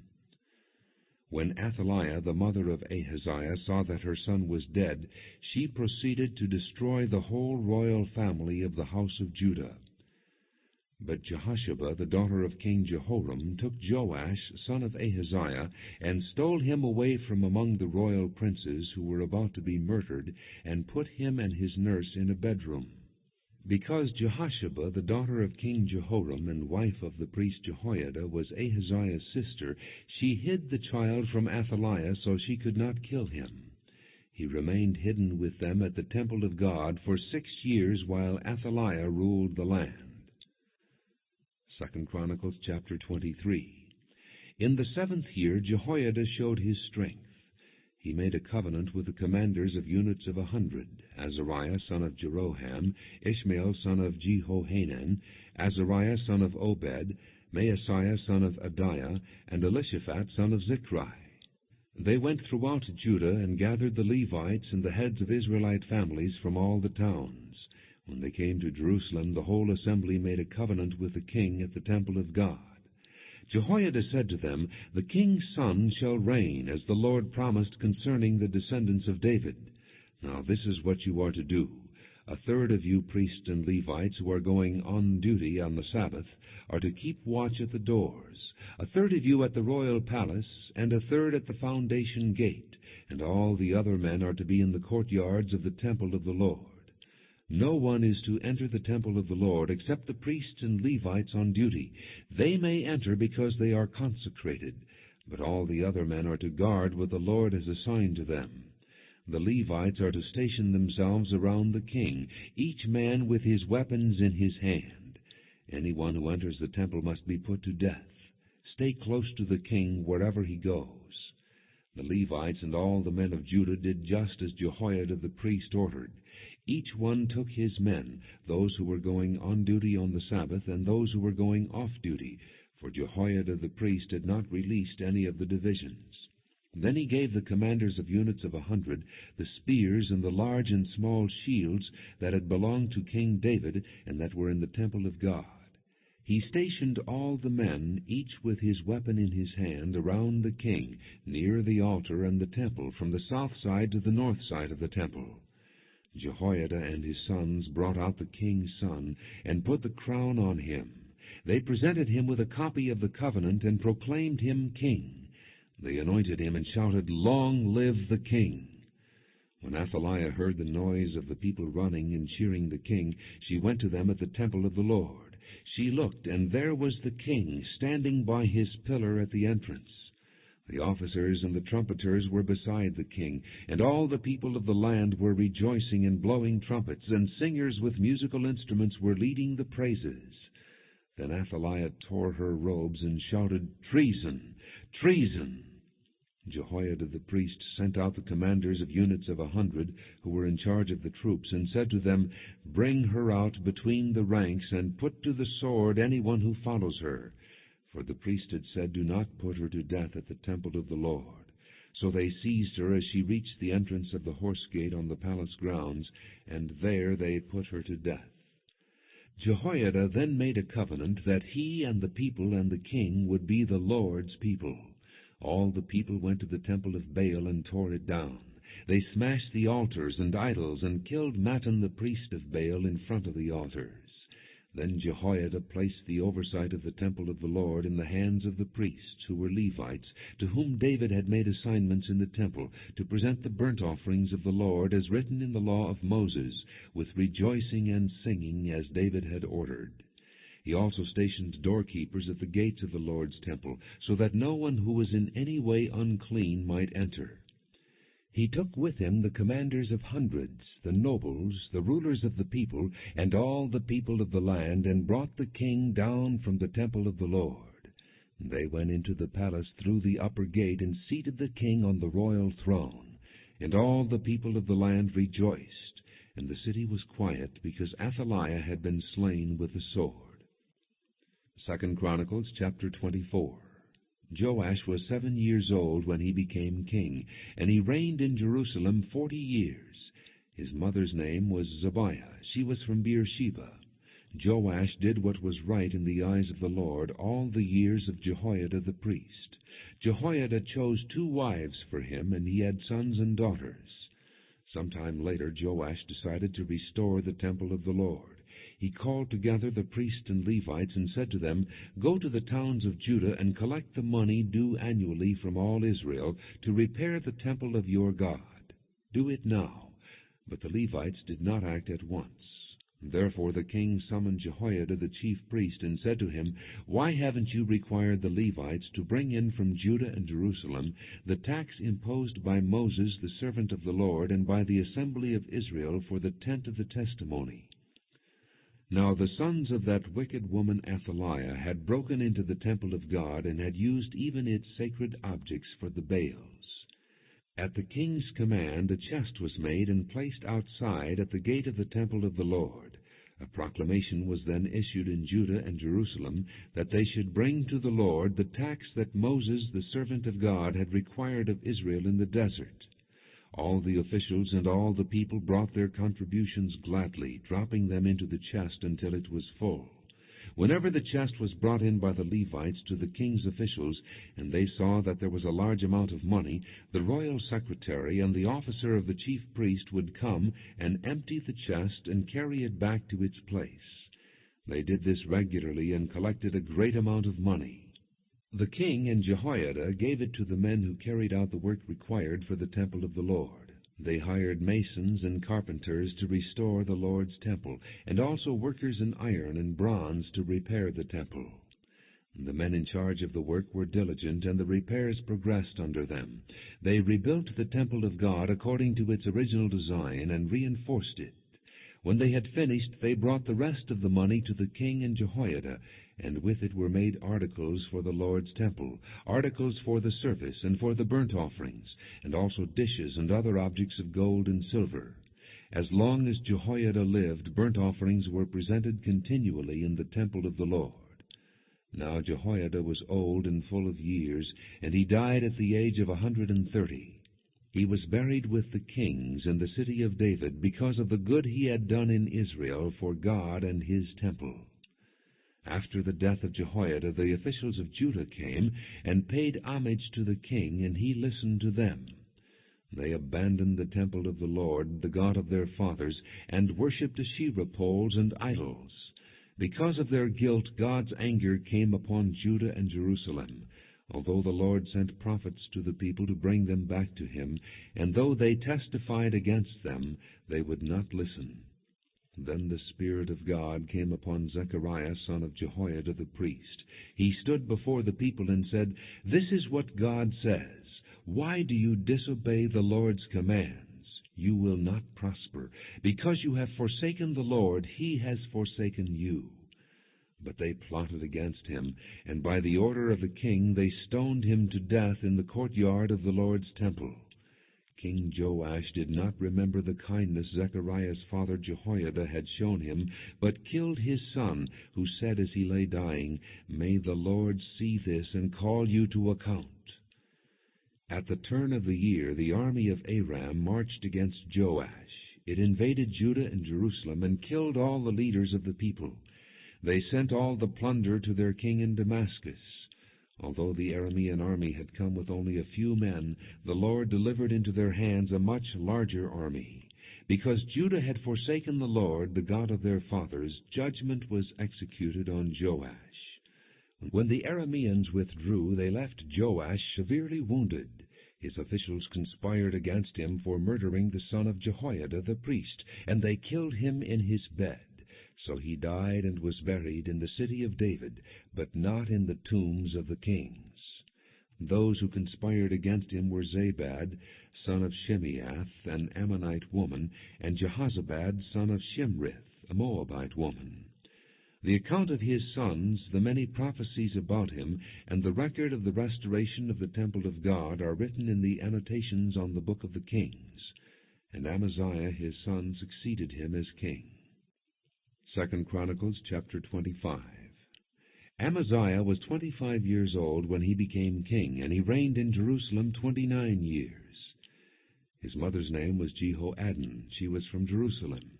He did what was right in the eyes of the Lord, but not wholeheartedly. After the kingdom was firmly in his control, he executed the officials who had murdered his father the king. Yet he did not put their sons to death, but acted in accordance with what is written in the law in the book of Moses, where the Lord commanded, "Fathers shall not be put to death for their children, nor children put to death for their fathers. Each is to die for his own sins." Amaziah called the people of Judah together and assigned them according to their families to commanders of thousands and commanders of hundreds for all Judah and Benjamin. He then mustered those 20 years old or more and found that there were 300,000 men ready for military service, able to handle the spear and shield. He also hired 100,000 fighting men from Israel for 100 talents of silver. But a man of God came to him and said, "O king, these troops from Israel must not march with you, for the Lord is not with Israel, not with any of the people of Ephraim. Even if you go and fight courageously in battle, God will overthrow you before the enemy, for God has the power to help or to overthrow." Amaziah asked the man of God, "But what about the 100 talents I paid for these Israelite troops?" The man of God replied, "The Lord can give you much more than that." So Amaziah dismissed the troops who had come to him from Ephraim and sent them home. They were furious with Judah and left for home in a great rage. Amaziah then marshaled his strength and led his army to the valley of Salt, where he killed 10,000 men of Seir. The army of Judah also captured 10,000 men alive, took them to the top of a cliff, and threw them down so that all were dashed to pieces. Meanwhile, the troops that Amaziah had sent back and had not allowed to take part in the war raided Judean towns from Samaria to Beth-horon. They killed 3,000 people and carried off great quantities of plunder. When Amaziah returned from slaughtering the Edomites, he brought back the gods of the people of Seir. He set them up as his own gods, bowed down to them, and burned sacrifices to them.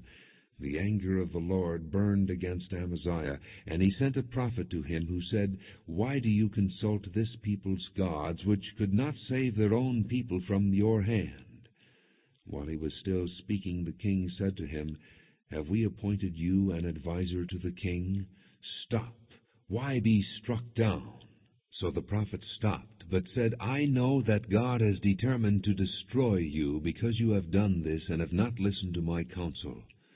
After Amaziah king of Judah consulted his advisers, he sent this challenge to Joash son of Jehoahaz, the son of Jehu, king of Israel, "Come, meet me face to face."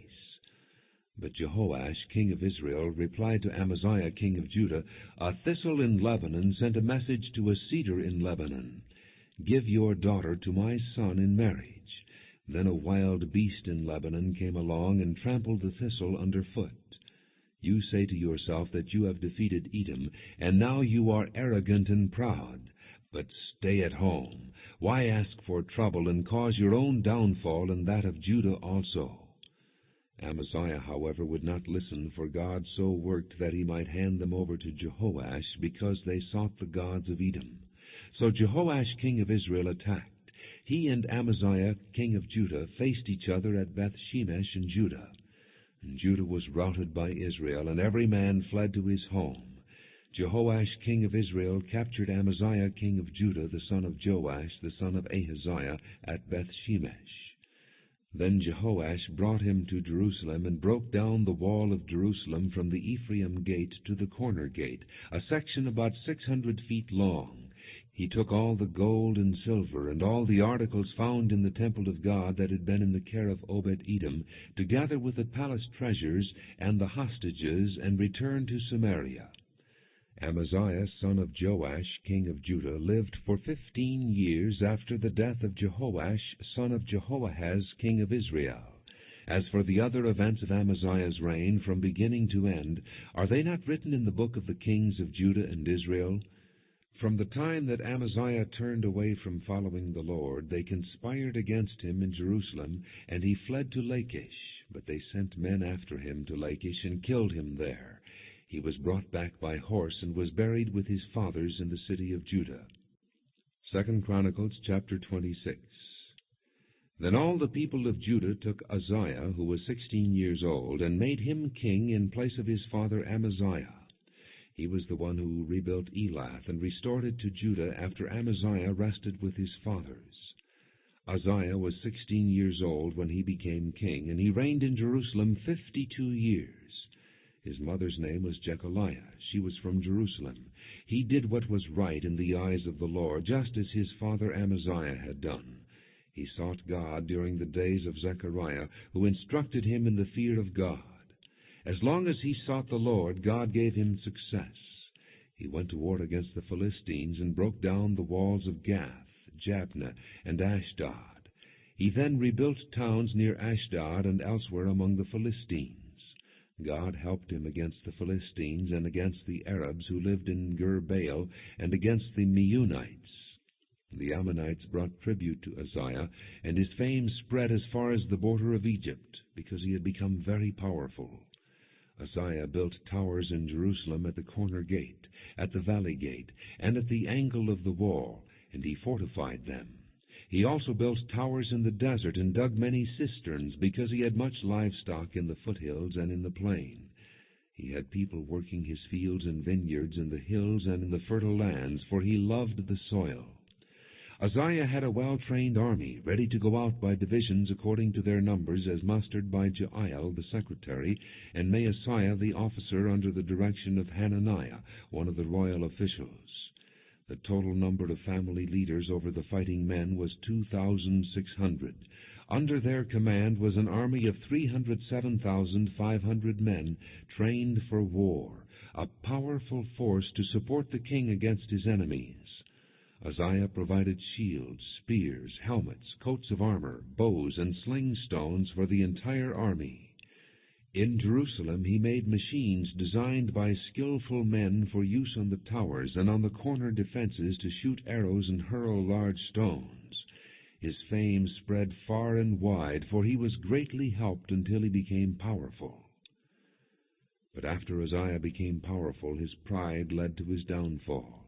He was unfaithful to the Lord his God, and entered the temple of the Lord to burn incense on the altar of incense. Azariah the priest with 80 other courageous priests of the Lord followed him in. They confronted him and said, "It is not right for you, Uzziah, to burn incense to the Lord.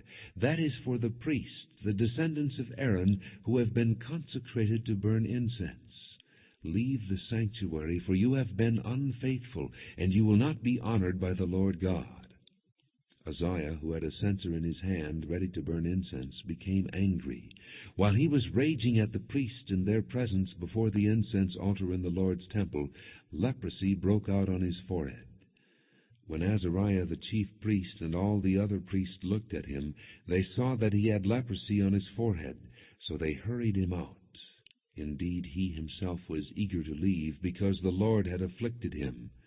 King Uzziah had leprosy until the day he died. He lived in a separate house, leprous and excluded from the temple of the Lord. Jotham his son had charge of the palace and governed the people of the land. The other events of Uzziah's reign, from beginning to end, are recorded by the prophet Isaiah, son of Amoz. Uzziah rested with his fathers and was buried near them in a field for burial that belonged to the kings, for people said, "He had leprosy." And Jotham his son succeeded him as king. 2 Chronicles chapter 27.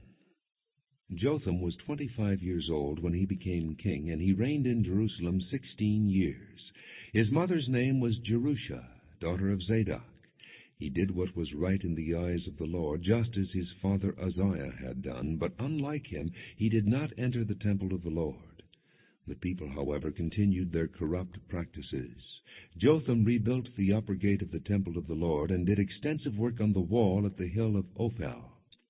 He built towns in the Judean hills and forts and towers in the wooded areas. Jotham made war on the king of the Ammonites and conquered them. That year the Ammonites paid him 100 talents of silver, 10,000 cores of wheat, and 10,000 cores of barley. The Ammonites brought him the same amount also in the second and third years. And Jotham grew powerful because he walked steadfastly before the Lord his God. The other events in Jotham's reign, including all his wars and the other things he did, are written in the book of the kings of Israel and Judah. He was 25 years old when he became king, and he reigned in Jerusalem 16 years. And Jotham rested with his fathers and was buried in the city of David, and Ahaz his son succeeded him as king. 2 Chronicles chapter 28. Ahaz was 20 years old when he became king, and he reigned in Jerusalem 16 years. Unlike David his father, he did not do what was right in the eyes of the Lord. He walked in the ways of the kings of Israel, and also made cast idols for worshipping the Baals. He burned sacrifices in the valley of Ben-Hinnom, and sacrificed his sons in the fire, following the detestable ways of the nations the Lord had driven out before the Israelites. He offered sacrifices and burned incense at the high places, on the hilltops, and under every spreading tree. Therefore the Lord his God handed him over to the king of Aram. The Arameans defeated him, and took many of his people as prisoners, and brought them to Damascus. He was also given into the hands of the king of Israel, who inflicted heavy casualties on him. In one day Pekah, son of Remaliah, killed 120,000 soldiers in Judah, because Judah had forsaken the Lord, the God of their fathers. Zichri, an Ephraimite warrior, killed Maaseiah the king's son, Azrikam the officer in charge of the palace, and Elkanah second to the king. The Israelites took captive from their kinsmen 200,000 wives, sons, and daughters. They also took a great deal of plunder, which they carried back to Samaria. But a prophet of the Lord named Oded was there, and he went out to meet the army when it returned to Samaria. He said to them, "Because the Lord, the God of your fathers, was angry with Judah, he gave them into your hand. But you have slaughtered them in a rage that reaches to heaven, and now you intend to make the men and women of Judah and Jerusalem your slaves. But aren't you also guilty of sins against the Lord your God? Now listen to me. Send back your fellow countrymen you have taken as prisoners, for the Lord's fierce anger rests on you." Then some of the leaders in Ephraim, Azariah son of Jehohanan, Berechiah son of Meshillemoth, Jehizkiah son of Shallum, and Amasa son of Hadlai, confronted those who were arriving from the war. "You must not bring those prisoners here," they said, "or we will be guilty before the Lord.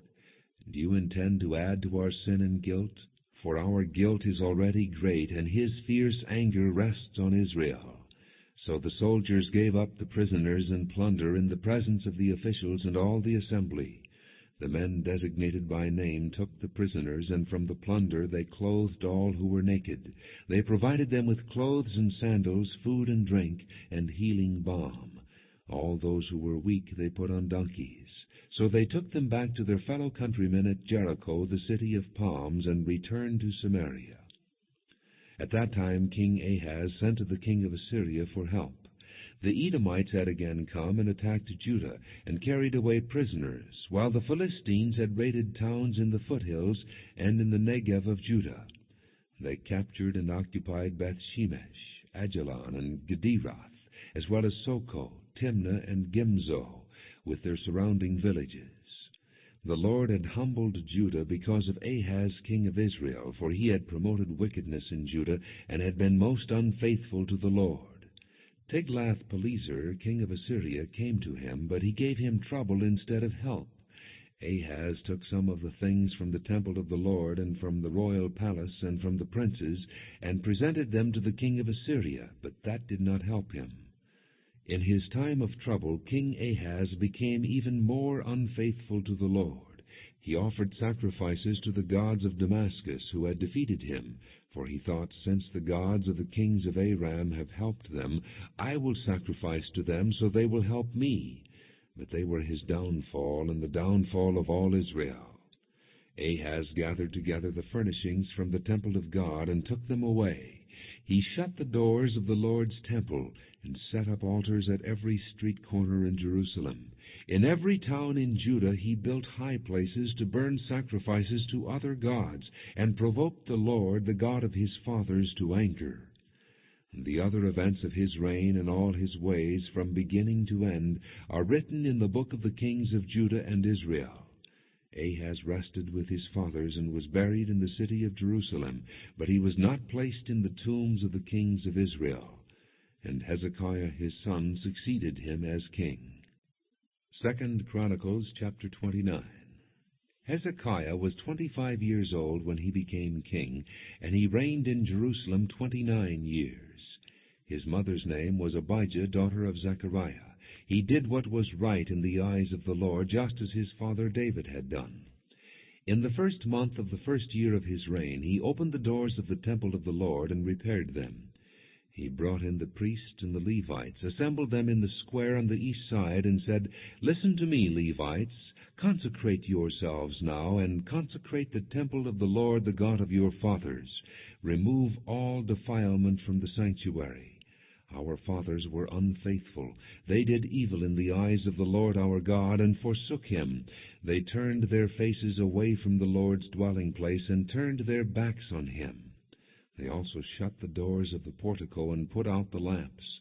They did not burn incense, or present any burnt offerings at the sanctuary to the God of Israel. Therefore the anger of the Lord has fallen on Judah and Jerusalem. He has made them an object of dread and horror and scorn, as you can see with your own eyes. And this is why our fathers have fallen by the sword, and why our sons and daughters and our wives are in captivity. Now I intend to make a covenant with the Lord, the God of Israel, so that his fierce anger will turn away from us.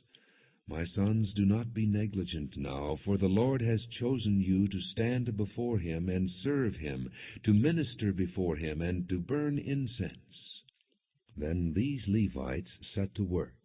From the Kohathites, Mahath son of Amasai, and Joel son of Azariah. From the Merarites, Kish son of Abdi, and Azariah son of Jehalalel. From the Gershonites, Joah son of Zimmah, and Eden son of Joah. From the descendants of Elizaphan, Shimri and Jeiel. From the descendants of Asaph, Zechariah and Mattaniah. From the descendants of Heman, Jehiel and Shimei. From the descendants of Jeduthun, Shemaiah and Uzziah. When they had assembled their brothers and consecrated themselves, they went in to purify the temple of the Lord, as the king had ordered, following the word of the Lord. The priests went into the sanctuary of the Lord to purify it. They brought out to the courtyard of the Lord's temple everything unclean that they found in the temple of the Lord. The Levites took it and carried it out to the Kidron Valley. They began the consecration on the first day of the first month, and by the 8th day of the month they reached the portico of the Lord. For 8 more days they consecrated the temple of the Lord itself, finishing on the 16th day of the first month. Then they went in to King Hezekiah and reported, "We have purified the entire temple of the Lord, the altar of burnt offering with all its utensils, and the table for setting out the consecrated bread with all its articles. We have prepared and consecrated all the articles that King Ahaz removed in his unfaithfulness while he was king. They are now in front of the Lord's altar." Early the next morning King Hezekiah gathered the city officials together and went up to the temple of the Lord. They brought 7 bulls, 7 rams, 7 male lambs, and 7 male goats as a sin offering for the kingdom, for the sanctuary, and for Judah. The king commanded the priests, the descendants of Aaron, to offer these on the altar of the Lord. So they slaughtered the bulls, and the priests took the blood and sprinkled it on the altar. Next they slaughtered the rams and sprinkled their blood on the altar. Then they slaughtered the lambs and sprinkled their blood on the altar. The goats for the sin offering were brought before the king and the assembly, and they laid their hands on them. The priests then slaughtered the goats and presented their blood on the altar for a sin offering to atone for all Israel, because the king had ordered the burnt offering and the sin offering for all Israel.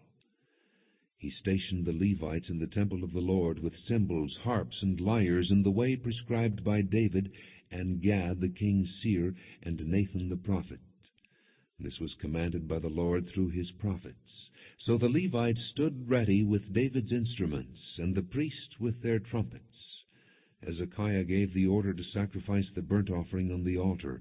As the offering began, singing to the Lord began also, accompanied by trumpets and the instruments of David king of Israel. The whole assembly bowed in worship, while the singers sang and the trumpeters played. All this continued until the sacrifice of the burnt offering was completed. When the offerings were finished, the king and everyone present with him knelt down and worshipped. King Hezekiah and his officials ordered the Levites to praise the Lord with the words of David and of Asaph the seer.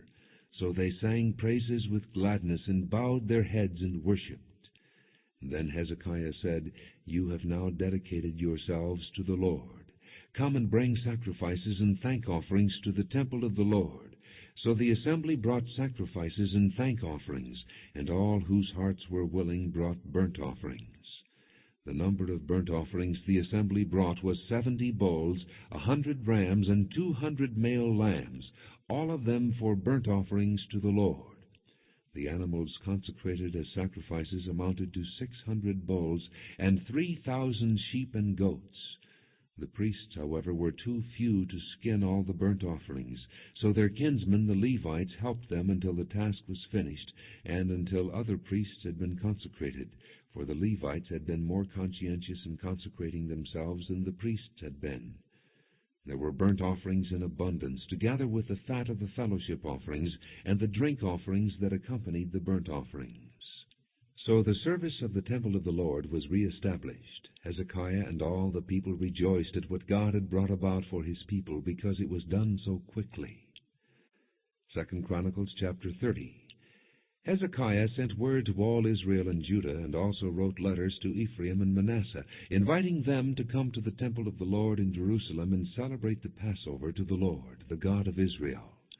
The king and his officials and the whole assembly in Jerusalem decided to celebrate the Passover in the 2nd month. They had not been able to celebrate it at the regular time because not enough priests had consecrated themselves, and the people had not assembled in Jerusalem. The plan seemed right both to the king and to the whole assembly, They decided to send a proclamation throughout Israel from Beersheba to Dan, calling the people to come to Jerusalem and celebrate the Passover to the Lord, the God of Israel. It had not been celebrated in large numbers according to what was written. At the king's command, couriers went throughout Israel and Judah with letters from the king and from his officials, which read, "People of Israel, return to the Lord, the God of Abraham, Isaac, and Israel, that he may return to you who are left, who have escaped from the hand of the kings of Assyria. Do not be like your fathers and brothers, who were unfaithful to the Lord, the God of their fathers, so that he made them an object of horror, as you see. Do not be stiff-necked as your fathers were. Submit to the Lord. Come to the sanctuary which he has consecrated forever. Serve the Lord your God, so that his fierce anger will turn away from you. If you return to the Lord, then your brothers and your children will be shown compassion by their captors, and will come back to this land, for the Lord your God is gracious and compassionate. He will not turn his face from you if you return to him." And the couriers went from town to town in Ephraim and Manasseh, as far as Zebulun, but the people scorned and ridiculed them. Nevertheless, some men of Asher, Manasseh, and Zebulun humbled themselves and went to Jerusalem. Also in Judah the hand of God was on the people to give them unity of mind to carry out what the king and his officials had ordered, following the word of the Lord. A very large crowd of people assembled in Jerusalem to celebrate the Feast of Unleavened Bread in the 2nd month. They removed the altars in Jerusalem and cleared away the incense altars and threw them into the Kidron Valley. They slaughtered the Passover lamb on the 14th day of the 2nd month. The priests and the Levites were ashamed and consecrated themselves and brought burnt offerings to the temple of the Lord. Then they took up their regular positions as prescribed in the law of Moses, the man of God. The priests sprinkled the blood handed to them by the Levites. Since many in the crowd had not consecrated themselves, the Levites had to kill the Passover lambs for all those who were not ceremonially clean and could not consecrate their lambs to the Lord. Although most of the many people who came from Ephraim, Manasseh, Issachar, and Zebulun had not purified themselves, yet they ate the Passover, contrary to what was written. But Hezekiah prayed for them, saying, "May the Lord, who is good, pardon every one who sets his heart on seeking God, the Lord, the God of his fathers, even if he is not clean according to the rules of the sanctuary." And the Lord heard Hezekiah and healed the people. And the Israelites who were present in Jerusalem celebrated the Feast of Unleavened Bread for 7 days with great rejoicing, while the Levites and priests sang to the Lord every day, accompanied by the Lord's instruments of praise. Hezekiah spoke encouragingly to all the Levites, who showed good understanding of the service of the Lord. For the 7 days they ate their assigned portion, and offered fellowship offerings, and praised the Lord, the God of their fathers. The whole assembly then agreed to celebrate the festival 7 more days. So for another 7 days they celebrated joyfully. Hezekiah, king of Judah, provided 1,000 bulls and 7,000 sheep and goats for the assembly, and the officials provided them with 1,000 bulls and 10,000 sheep and goats. A great number of priests consecrated themselves. The entire assembly of Judah rejoiced, along with the priests and Levites and all who had assembled from Israel, including the aliens who had come from Israel and those who lived in Judah. There was great joy in Jerusalem, for since the days of Solomon, son of David, king of Israel, there had been nothing like this in Jerusalem. The priests and the Levites stood to bless the people, and God heard them, for their prayer reached heaven, his holy dwelling place. 2 Chronicles chapter 31. When all this had ended, the Israelites who were there went out to the towns of Judah, smashed the sacred stones, and cut down the Asherah poles. They destroyed the high places and the altars throughout Judah and Benjamin, and in Ephraim and Manasseh. After they had destroyed all of them, the Israelites returned to their own towns and to their own property. Hezekiah assigned the priests and Levites to divisions, each of them according to their duties as priests or Levites, to offer burnt offerings and fellowship offerings, to minister, to give thanks, and to sing praises at the gates of the Lord's dwelling. The king contributed from his own possessions for the morning and evening burnt offerings, and for the burnt offerings on the Sabbaths, new moons, and appointed feasts, as written in the law of the Lord. He ordered the people living in Jerusalem to give the portion due the priests and Levites, so they could devote themselves to the law of the Lord. As soon as the order went out, the Israelites generously gave the first fruits of their grain, new wine, oil, and honey, and all that the fields produced. They brought a great amount, a tithe of everything.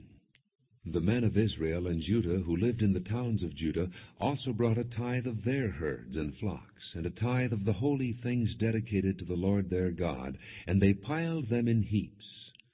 They began doing this in the 3rd month and finished in the 7th month. When Hezekiah and his officials came and saw the heaps, they praised the Lord and blessed his people Israel. Hezekiah asked the priests and Levites about the heaps, and Azariah the chief priest from the family of Zadok answered, "Since the people began to bring their contributions to the temple of the Lord, we have had enough to eat and plenty to spare, because the Lord has blessed his people, and this great amount is left over." Hezekiah gave orders to prepare storerooms in the temple of the Lord, and this was done. Then they faithfully brought in the contributions, tithes, and dedicated gifts. Conaniah, a Levite, was in charge of these things, and his brother Shimei was next in rank. Jehiel, Azaziah, Nahath, Asahel, Jeremoth, Jozabad, Eliel, Ismachiah, Mahath, and Benaiah were supervisors under Conaniah and Shimei his brother, by appointment of King Hezekiah and Azariah the official in charge of the temple of God. Korah, son of Emma the Levite, keeper of the east gate, was in charge of the freewill offerings given to God, distributing the contributions made to the Lord, and also the consecrated gifts. Eden, Meniamin, Jeshua, Shemaiah, Amariah, and Shechaniah assisted him faithfully in the towns of the priests, distributing to their fellow priests according to their divisions, old and young alike.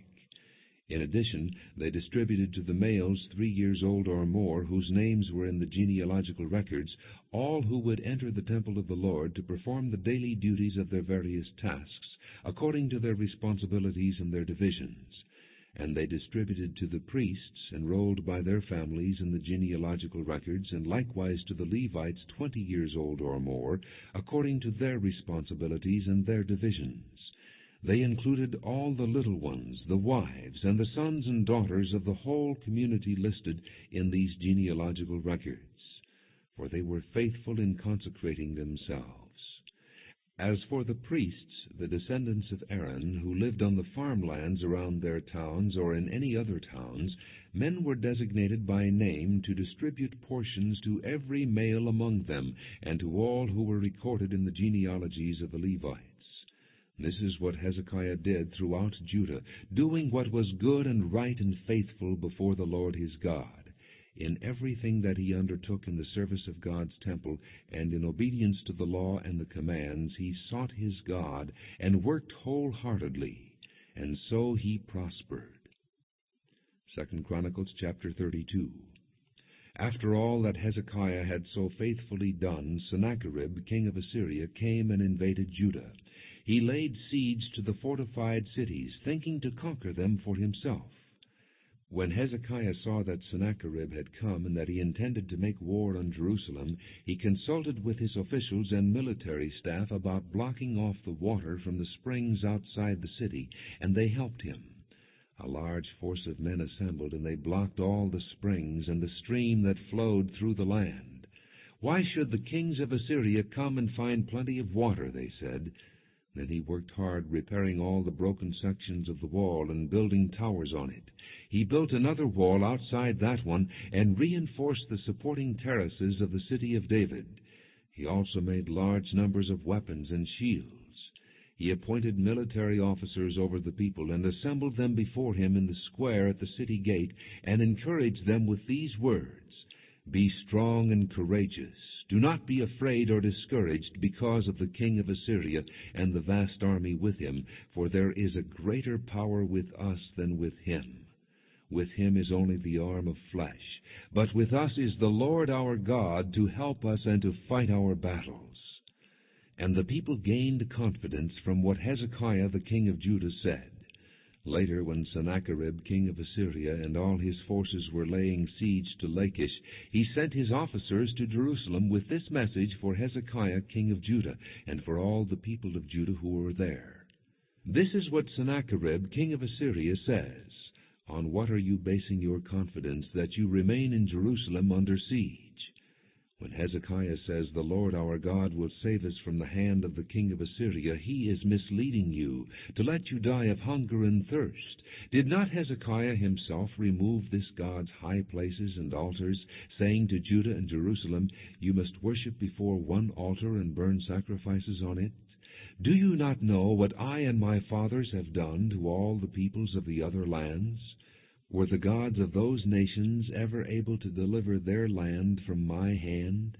Who of all the gods of these nations that my fathers destroyed has been able to save his people from me? How then can your God deliver you from my hand? Now do not let Hezekiah deceive you and mislead you like this. Do not believe him, for no god of any nation or kingdom has been able to deliver his people from my hand or the hand of my fathers. How much less will your God deliver you from my hand?" Sennacherib's officers spoke further against the Lord God and against his servant Hezekiah. The king also wrote letters insulting the Lord, the God of Israel, and saying this against him: "Just as the gods of the peoples of the other lands did not rescue their people from my hand, so the God of Hezekiah will not rescue his people from my hand." Then they called out in Hebrew to the people of Jerusalem who were on the wall to terrify them and make them afraid, in order to capture the city. They spoke about the God of Jerusalem as they did about the gods of the other peoples of the world, the work of men's hands. King Hezekiah and the prophet Isaiah son of Amoz cried out in prayer to heaven about this. And the Lord sent an angel who annihilated all the fighting men and the leaders and officers in the camp of the Assyrian king. So he withdrew to his own land in disgrace. And when he went into the temple of his God, some of his sons cut him down with the sword. So the Lord saved Hezekiah and the people of Jerusalem from the hand of Sennacherib king of Assyria, and from the hand of all others. He took care of them on every side.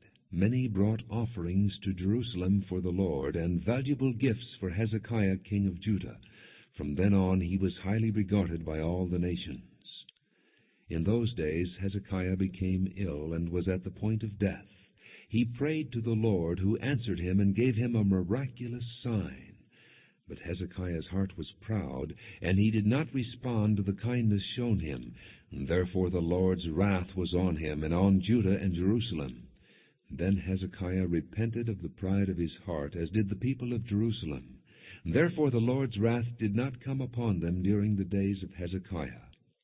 Hezekiah had very great riches and honor, and he made treasuries for his silver and gold, and for his precious stones, spices, shields, and all kinds of valuables. He also made buildings to store the harvest of grain, new wine, and oil, and he made stalls for various kinds of cattle, and pens for the flocks. He built villages and acquired great numbers of flocks and herds, for God had given him very great riches. It was Hezekiah who blocked the upper outlet of the Gihon spring and channeled the water down to the west side of the city of David. He succeeded in everything he undertook. But when envoys were sent by the rulers of Babylon to ask him about the miraculous sign that had occurred in the land, God left him to test him and to know everything that was in his heart. The other events of Hezekiah's reign and his acts of devotion are written in the vision of the prophet Isaiah son of Amoz in the book of the kings of Judah and Israel. Hezekiah rested with his fathers and was buried on the hill where the tombs of David's descendants are. All Judah and the people of Jerusalem honored him when he died, and Manasseh his son succeeded him as king. 2 Chronicles chapter 33. Manasseh was 12 years old when he became king, and he reigned in Jerusalem 55 years. He did evil in the eyes of the Lord, following the detestable practices of the nations the Lord had driven out before the Israelites. He rebuilt the high places his father Hezekiah had demolished. He also erected altars to the Baals and made Asherah poles. He bowed down to all the starry hosts and worshipped them. He built altars in the temple of the Lord, of which the Lord had said, "My name will remain in Jerusalem forever." In both courts of the temple of the Lord he built altars to all the starry hosts. He sacrificed his sons in the fire in the valley of Ben-Hinnom, practiced sorcery, divination, and witchcraft, and consulted mediums and spiritists. He did much evil in the eyes of the Lord, provoking him to anger. He took the carved image he had made and put it in God's temple, of which God had said to David and to his son Solomon, "In this temple and in Jerusalem, which I have chosen out of all the tribes of Israel, I will put my name forever. I will not again make the feet of the Israelites leave the land I assigned to your forefathers, if only they will be careful to do everything I commanded them concerning all the laws, decrees, and ordinances given through Moses." But Manasseh led Judah and the people of Jerusalem astray, so that they did more evil than the nations the Lord had destroyed before the Israelites. And the Lord spoke to Manasseh and his people, but they paid no attention. So the Lord brought against them the army commanders of the king of Assyria, who took Manasseh prisoner, put a hook in his nose, bound him with bronze shackles, and took him to Babylon. In his distress he sought the favor of the Lord his God, and humbled himself greatly before the God of his fathers. And when he prayed to him, the Lord was moved by his entreaty, and listened to his plea. So he brought him back to Jerusalem and to his kingdom. Then Manasseh knew that the Lord is God. Afterward he rebuilt the outer wall of the city of David, west of the Gihon spring in the valley, as far as the entrance of the fish gate, and encircling the hill of Ophel. He also made it much higher. He stationed military commanders in all the fortified cities in Judah. He got rid of the foreign gods and removed the image from the temple of the Lord, as well as all the altars he had built on the temple hill and in Jerusalem, and he threw them out of the city. Then he restored the altar of the Lord, and sacrificed fellowship offerings and thank offerings on it, and told Judah to serve the Lord, the God of Israel. The people, however, continued to sacrifice at the high places, but only to the Lord their God. The other events of Manasseh's reign, including his prayer to his God and the words the seers spoke to him in the name of the Lord, the God of Israel, are written in the annals of the kings of Israel. His prayer and how God was moved by his entreaty, as well as all his sins and unfaithfulness, and the sites where he built high places and set up Asherah poles and idols before he humbled himself, all are written in the records of the seers. Manasseh rested with his fathers and was buried in his palace, and Amon his son succeeded him as king. Amon was 22 years old when he became king, and he reigned in Jerusalem 2 years. He did evil in the eyes of the Lord, as his father Manasseh had done. Amon worshipped and offered sacrifices to all the idols Manasseh had made. But unlike his father Manasseh, he did not humble himself before the Lord. Amon increased his guilt. Amon's officials conspired against him and assassinated him in his palace. Then the people of the land killed all who had plotted against King Amon, and they made Josiah his son king in his place. 2 Chronicles chapter 34. Josiah was 8 years old when he became king, and he reigned in Jerusalem 31 years. He did what was right in the eyes of the Lord, and walked in the ways of his father David, not turning aside to the right or to the left. In the 8th year of his reign, while he was still young, he began to seek the God of his father David. In his 12th year he began to purge Judah and Jerusalem of high places, Asherah poles, carved idols, and cast images. Under his direction the altars of the Baals were torn down. He cut to pieces the incense altars that were above them, and smashed the Asherah poles, the idols, and the images. These he broke to pieces and scattered over the graves of those who had sacrificed to them. He burned the bones of the priests on their altars, and so he purged Judah and Jerusalem. In the towns of Manasseh, Ephraim, and Simeon, as far as Naphtali, and in the ruins around them, he tore down the altars and the Asherah poles, and crushed the idols to powder, and cut to pieces all the incense altars throughout Israel. Then he went back to Jerusalem. In the 18th year of Josiah's reign, to purify the land and the temple, he sent Shaphan son of Azaliah, and Maaseiah the ruler of the city, with Joash son of Joahaz the recorder, to repair the temple of the Lord his God.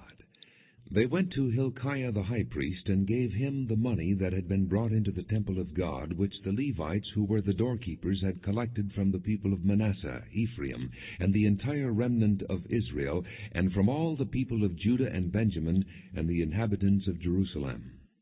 Then they entrusted it to the men appointed to supervise the work on the Lord's temple.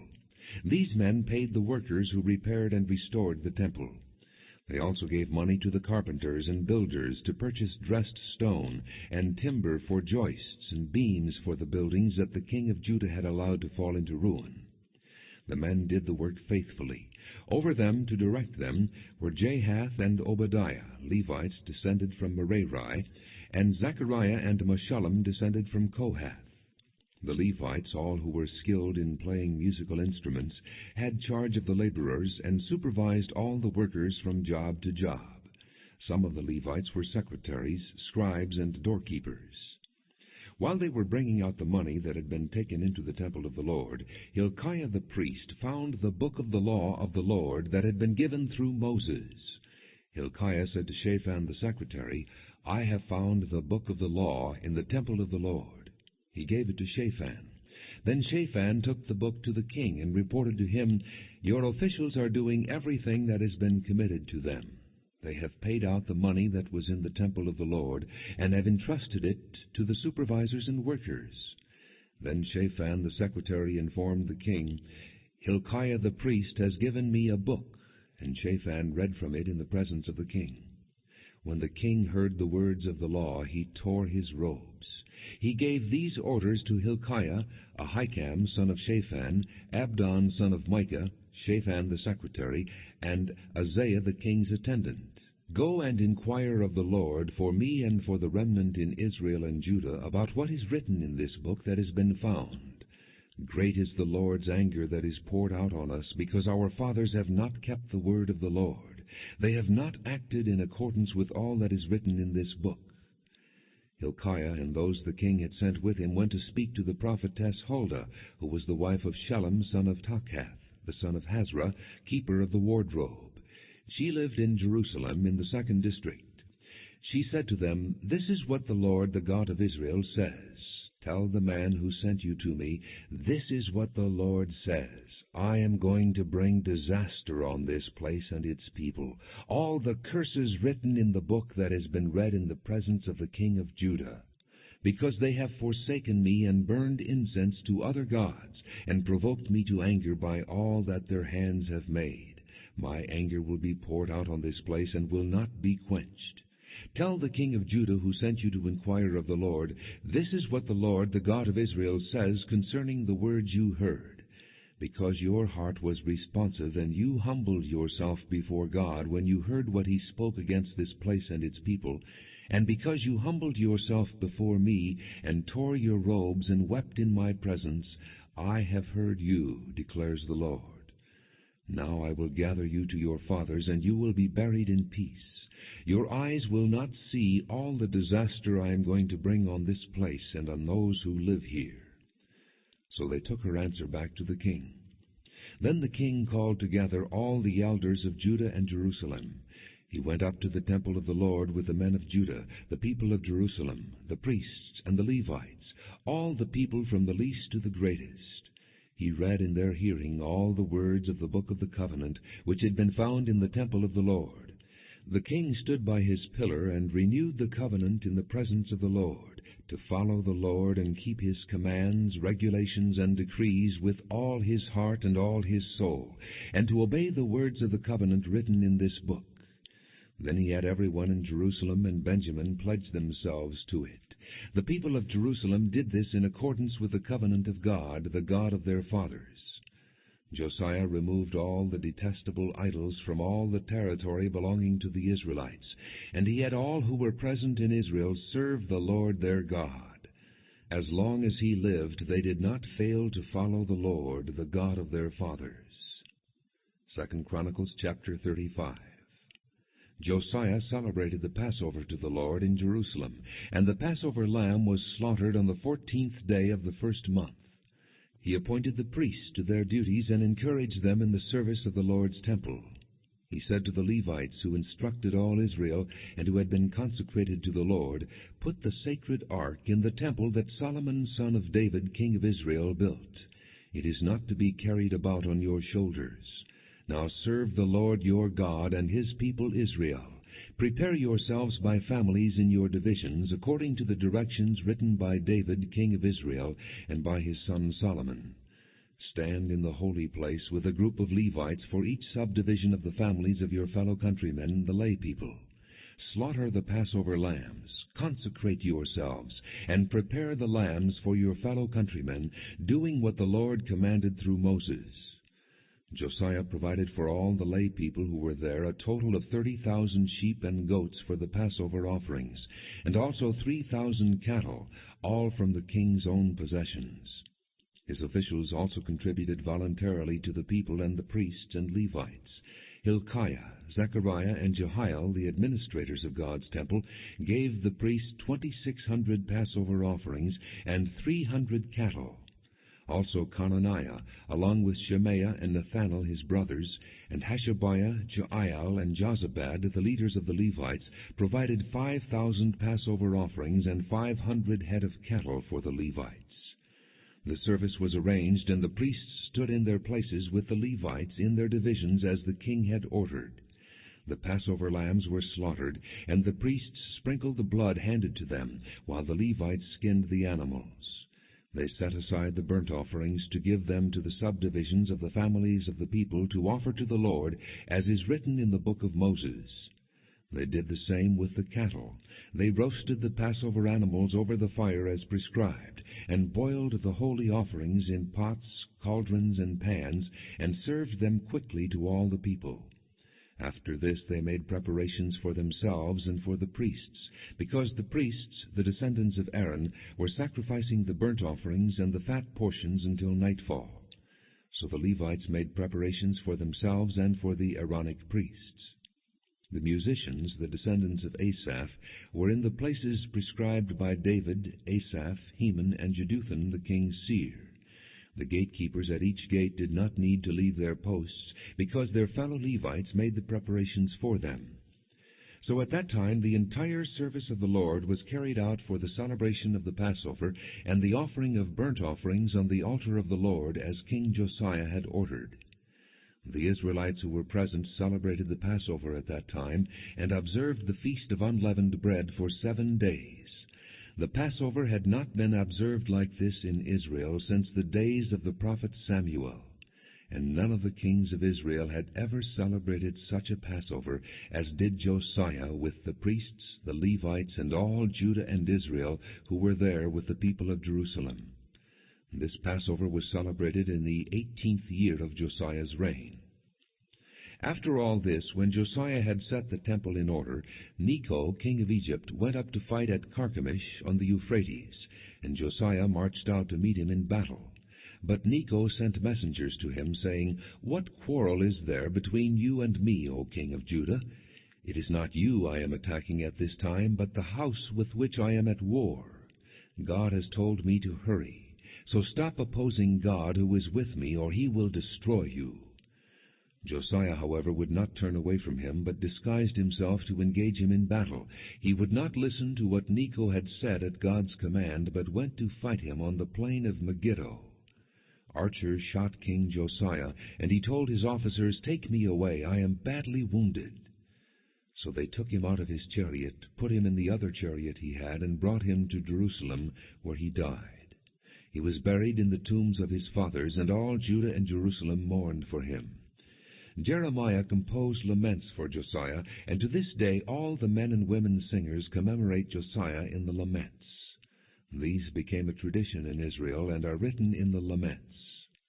The other events of Josiah's reign and his acts of devotion according to what is written in the law of the Lord, all the events from beginning to end, are written in the book of the kings of Israel and Judah. 2 Chronicles chapter 36. And the people of the land took Jehoahaz, son of Josiah, and made him king in Jerusalem in place of his father. Jehoahaz was 23 years old when he became king, and he reigned in Jerusalem 3 months. The king of Egypt dethroned him in Jerusalem, and imposed on Judah a levy of 100 talents of silver and a talent of gold. The king of Egypt made Eliakim, a brother of Jehoahaz, king over Judah and Jerusalem, and changed Eliakim's name to Jehoiakim. But Necho took Eliakim's brother Jehoahaz and carried him off to Egypt. Jehoiakim was 25 years old when he became king, and he reigned in Jerusalem 11 years. He did evil in the eyes of the Lord his God. Nebuchadnezzar, king of Babylon, attacked him and bound him with bronze shackles to take him to Babylon. Nebuchadnezzar also took to Babylon articles from the temple of the Lord and put them in his temple there. The other events of Jehoiakim's reign, the detestable things he did, and all that was found against him, are written in the book of the kings of Israel and Judah. And Jehoiakim his son succeeded him as king. Jehoiakim was 18 years old when he became king, and he reigned in Jerusalem 3 months and 10 days. He did evil in the eyes of the Lord. In the spring, King Nebuchadnezzar sent for him and brought him to Babylon, together with articles of value from the temple of the Lord, and he made Jehoiakim's uncle Zedekiah king over Judah and Jerusalem. Zedekiah was 21 years old when he became king, and he reigned in Jerusalem 11 years. He did evil in the eyes of the Lord his God, and did not humble himself before Jeremiah the prophet, who spoke the word of the Lord. He also rebelled against King Nebuchadnezzar, who had made him take an oath in God's name. He became stiff-necked and hardened his heart, and would not turn to the Lord, the God of Israel. Furthermore, all the leaders of the priests and the people became more and more unfaithful, following all the detestable practices of the nations, and defiling the temple of the Lord, which he had consecrated in Jerusalem. The Lord, the God of their fathers, sent word to them through his messengers again and again, because he had pity on his people and on his dwelling place. But they mocked God's messengers, despised his words, and scoffed at his prophets, until the wrath of the Lord was aroused against his people, and there was no remedy. He brought up against them the king of the Babylonians, who killed their young men with the sword in the sanctuary, and spared neither young man nor young woman, old man or aged. God handed all of them over to Nebuchadnezzar. He carried to Babylon all the articles from the temple of God, both large and small, and the treasures of the Lord's temple, and the treasures of the king and his officials. They set fire to God's temple, and broke down the wall of Jerusalem. They burned all the palaces, and destroyed everything of value there. He carried into exile to Babylon the remnant who escaped from the sword, and they became servants to him and his sons until the kingdom of Persia came to power. The land enjoyed its Sabbath rests. All the time of its desolation it rested, until the 70 years were completed in fulfillment of the word of the Lord spoken by Jeremiah. In the first year of Cyrus king of Persia, in order to fulfill the word of the Lord spoken by Jeremiah, the Lord moved the heart of Cyrus king of Persia to make a proclamation throughout his realm and to put it in writing. This is what Cyrus king of Persia says: "The Lord, the God of heaven, has given me all the kingdoms of the earth, and he has appointed me to build a temple for him at Jerusalem in Judah. Any one of his people among you, may the Lord his God be with him, and let him go up."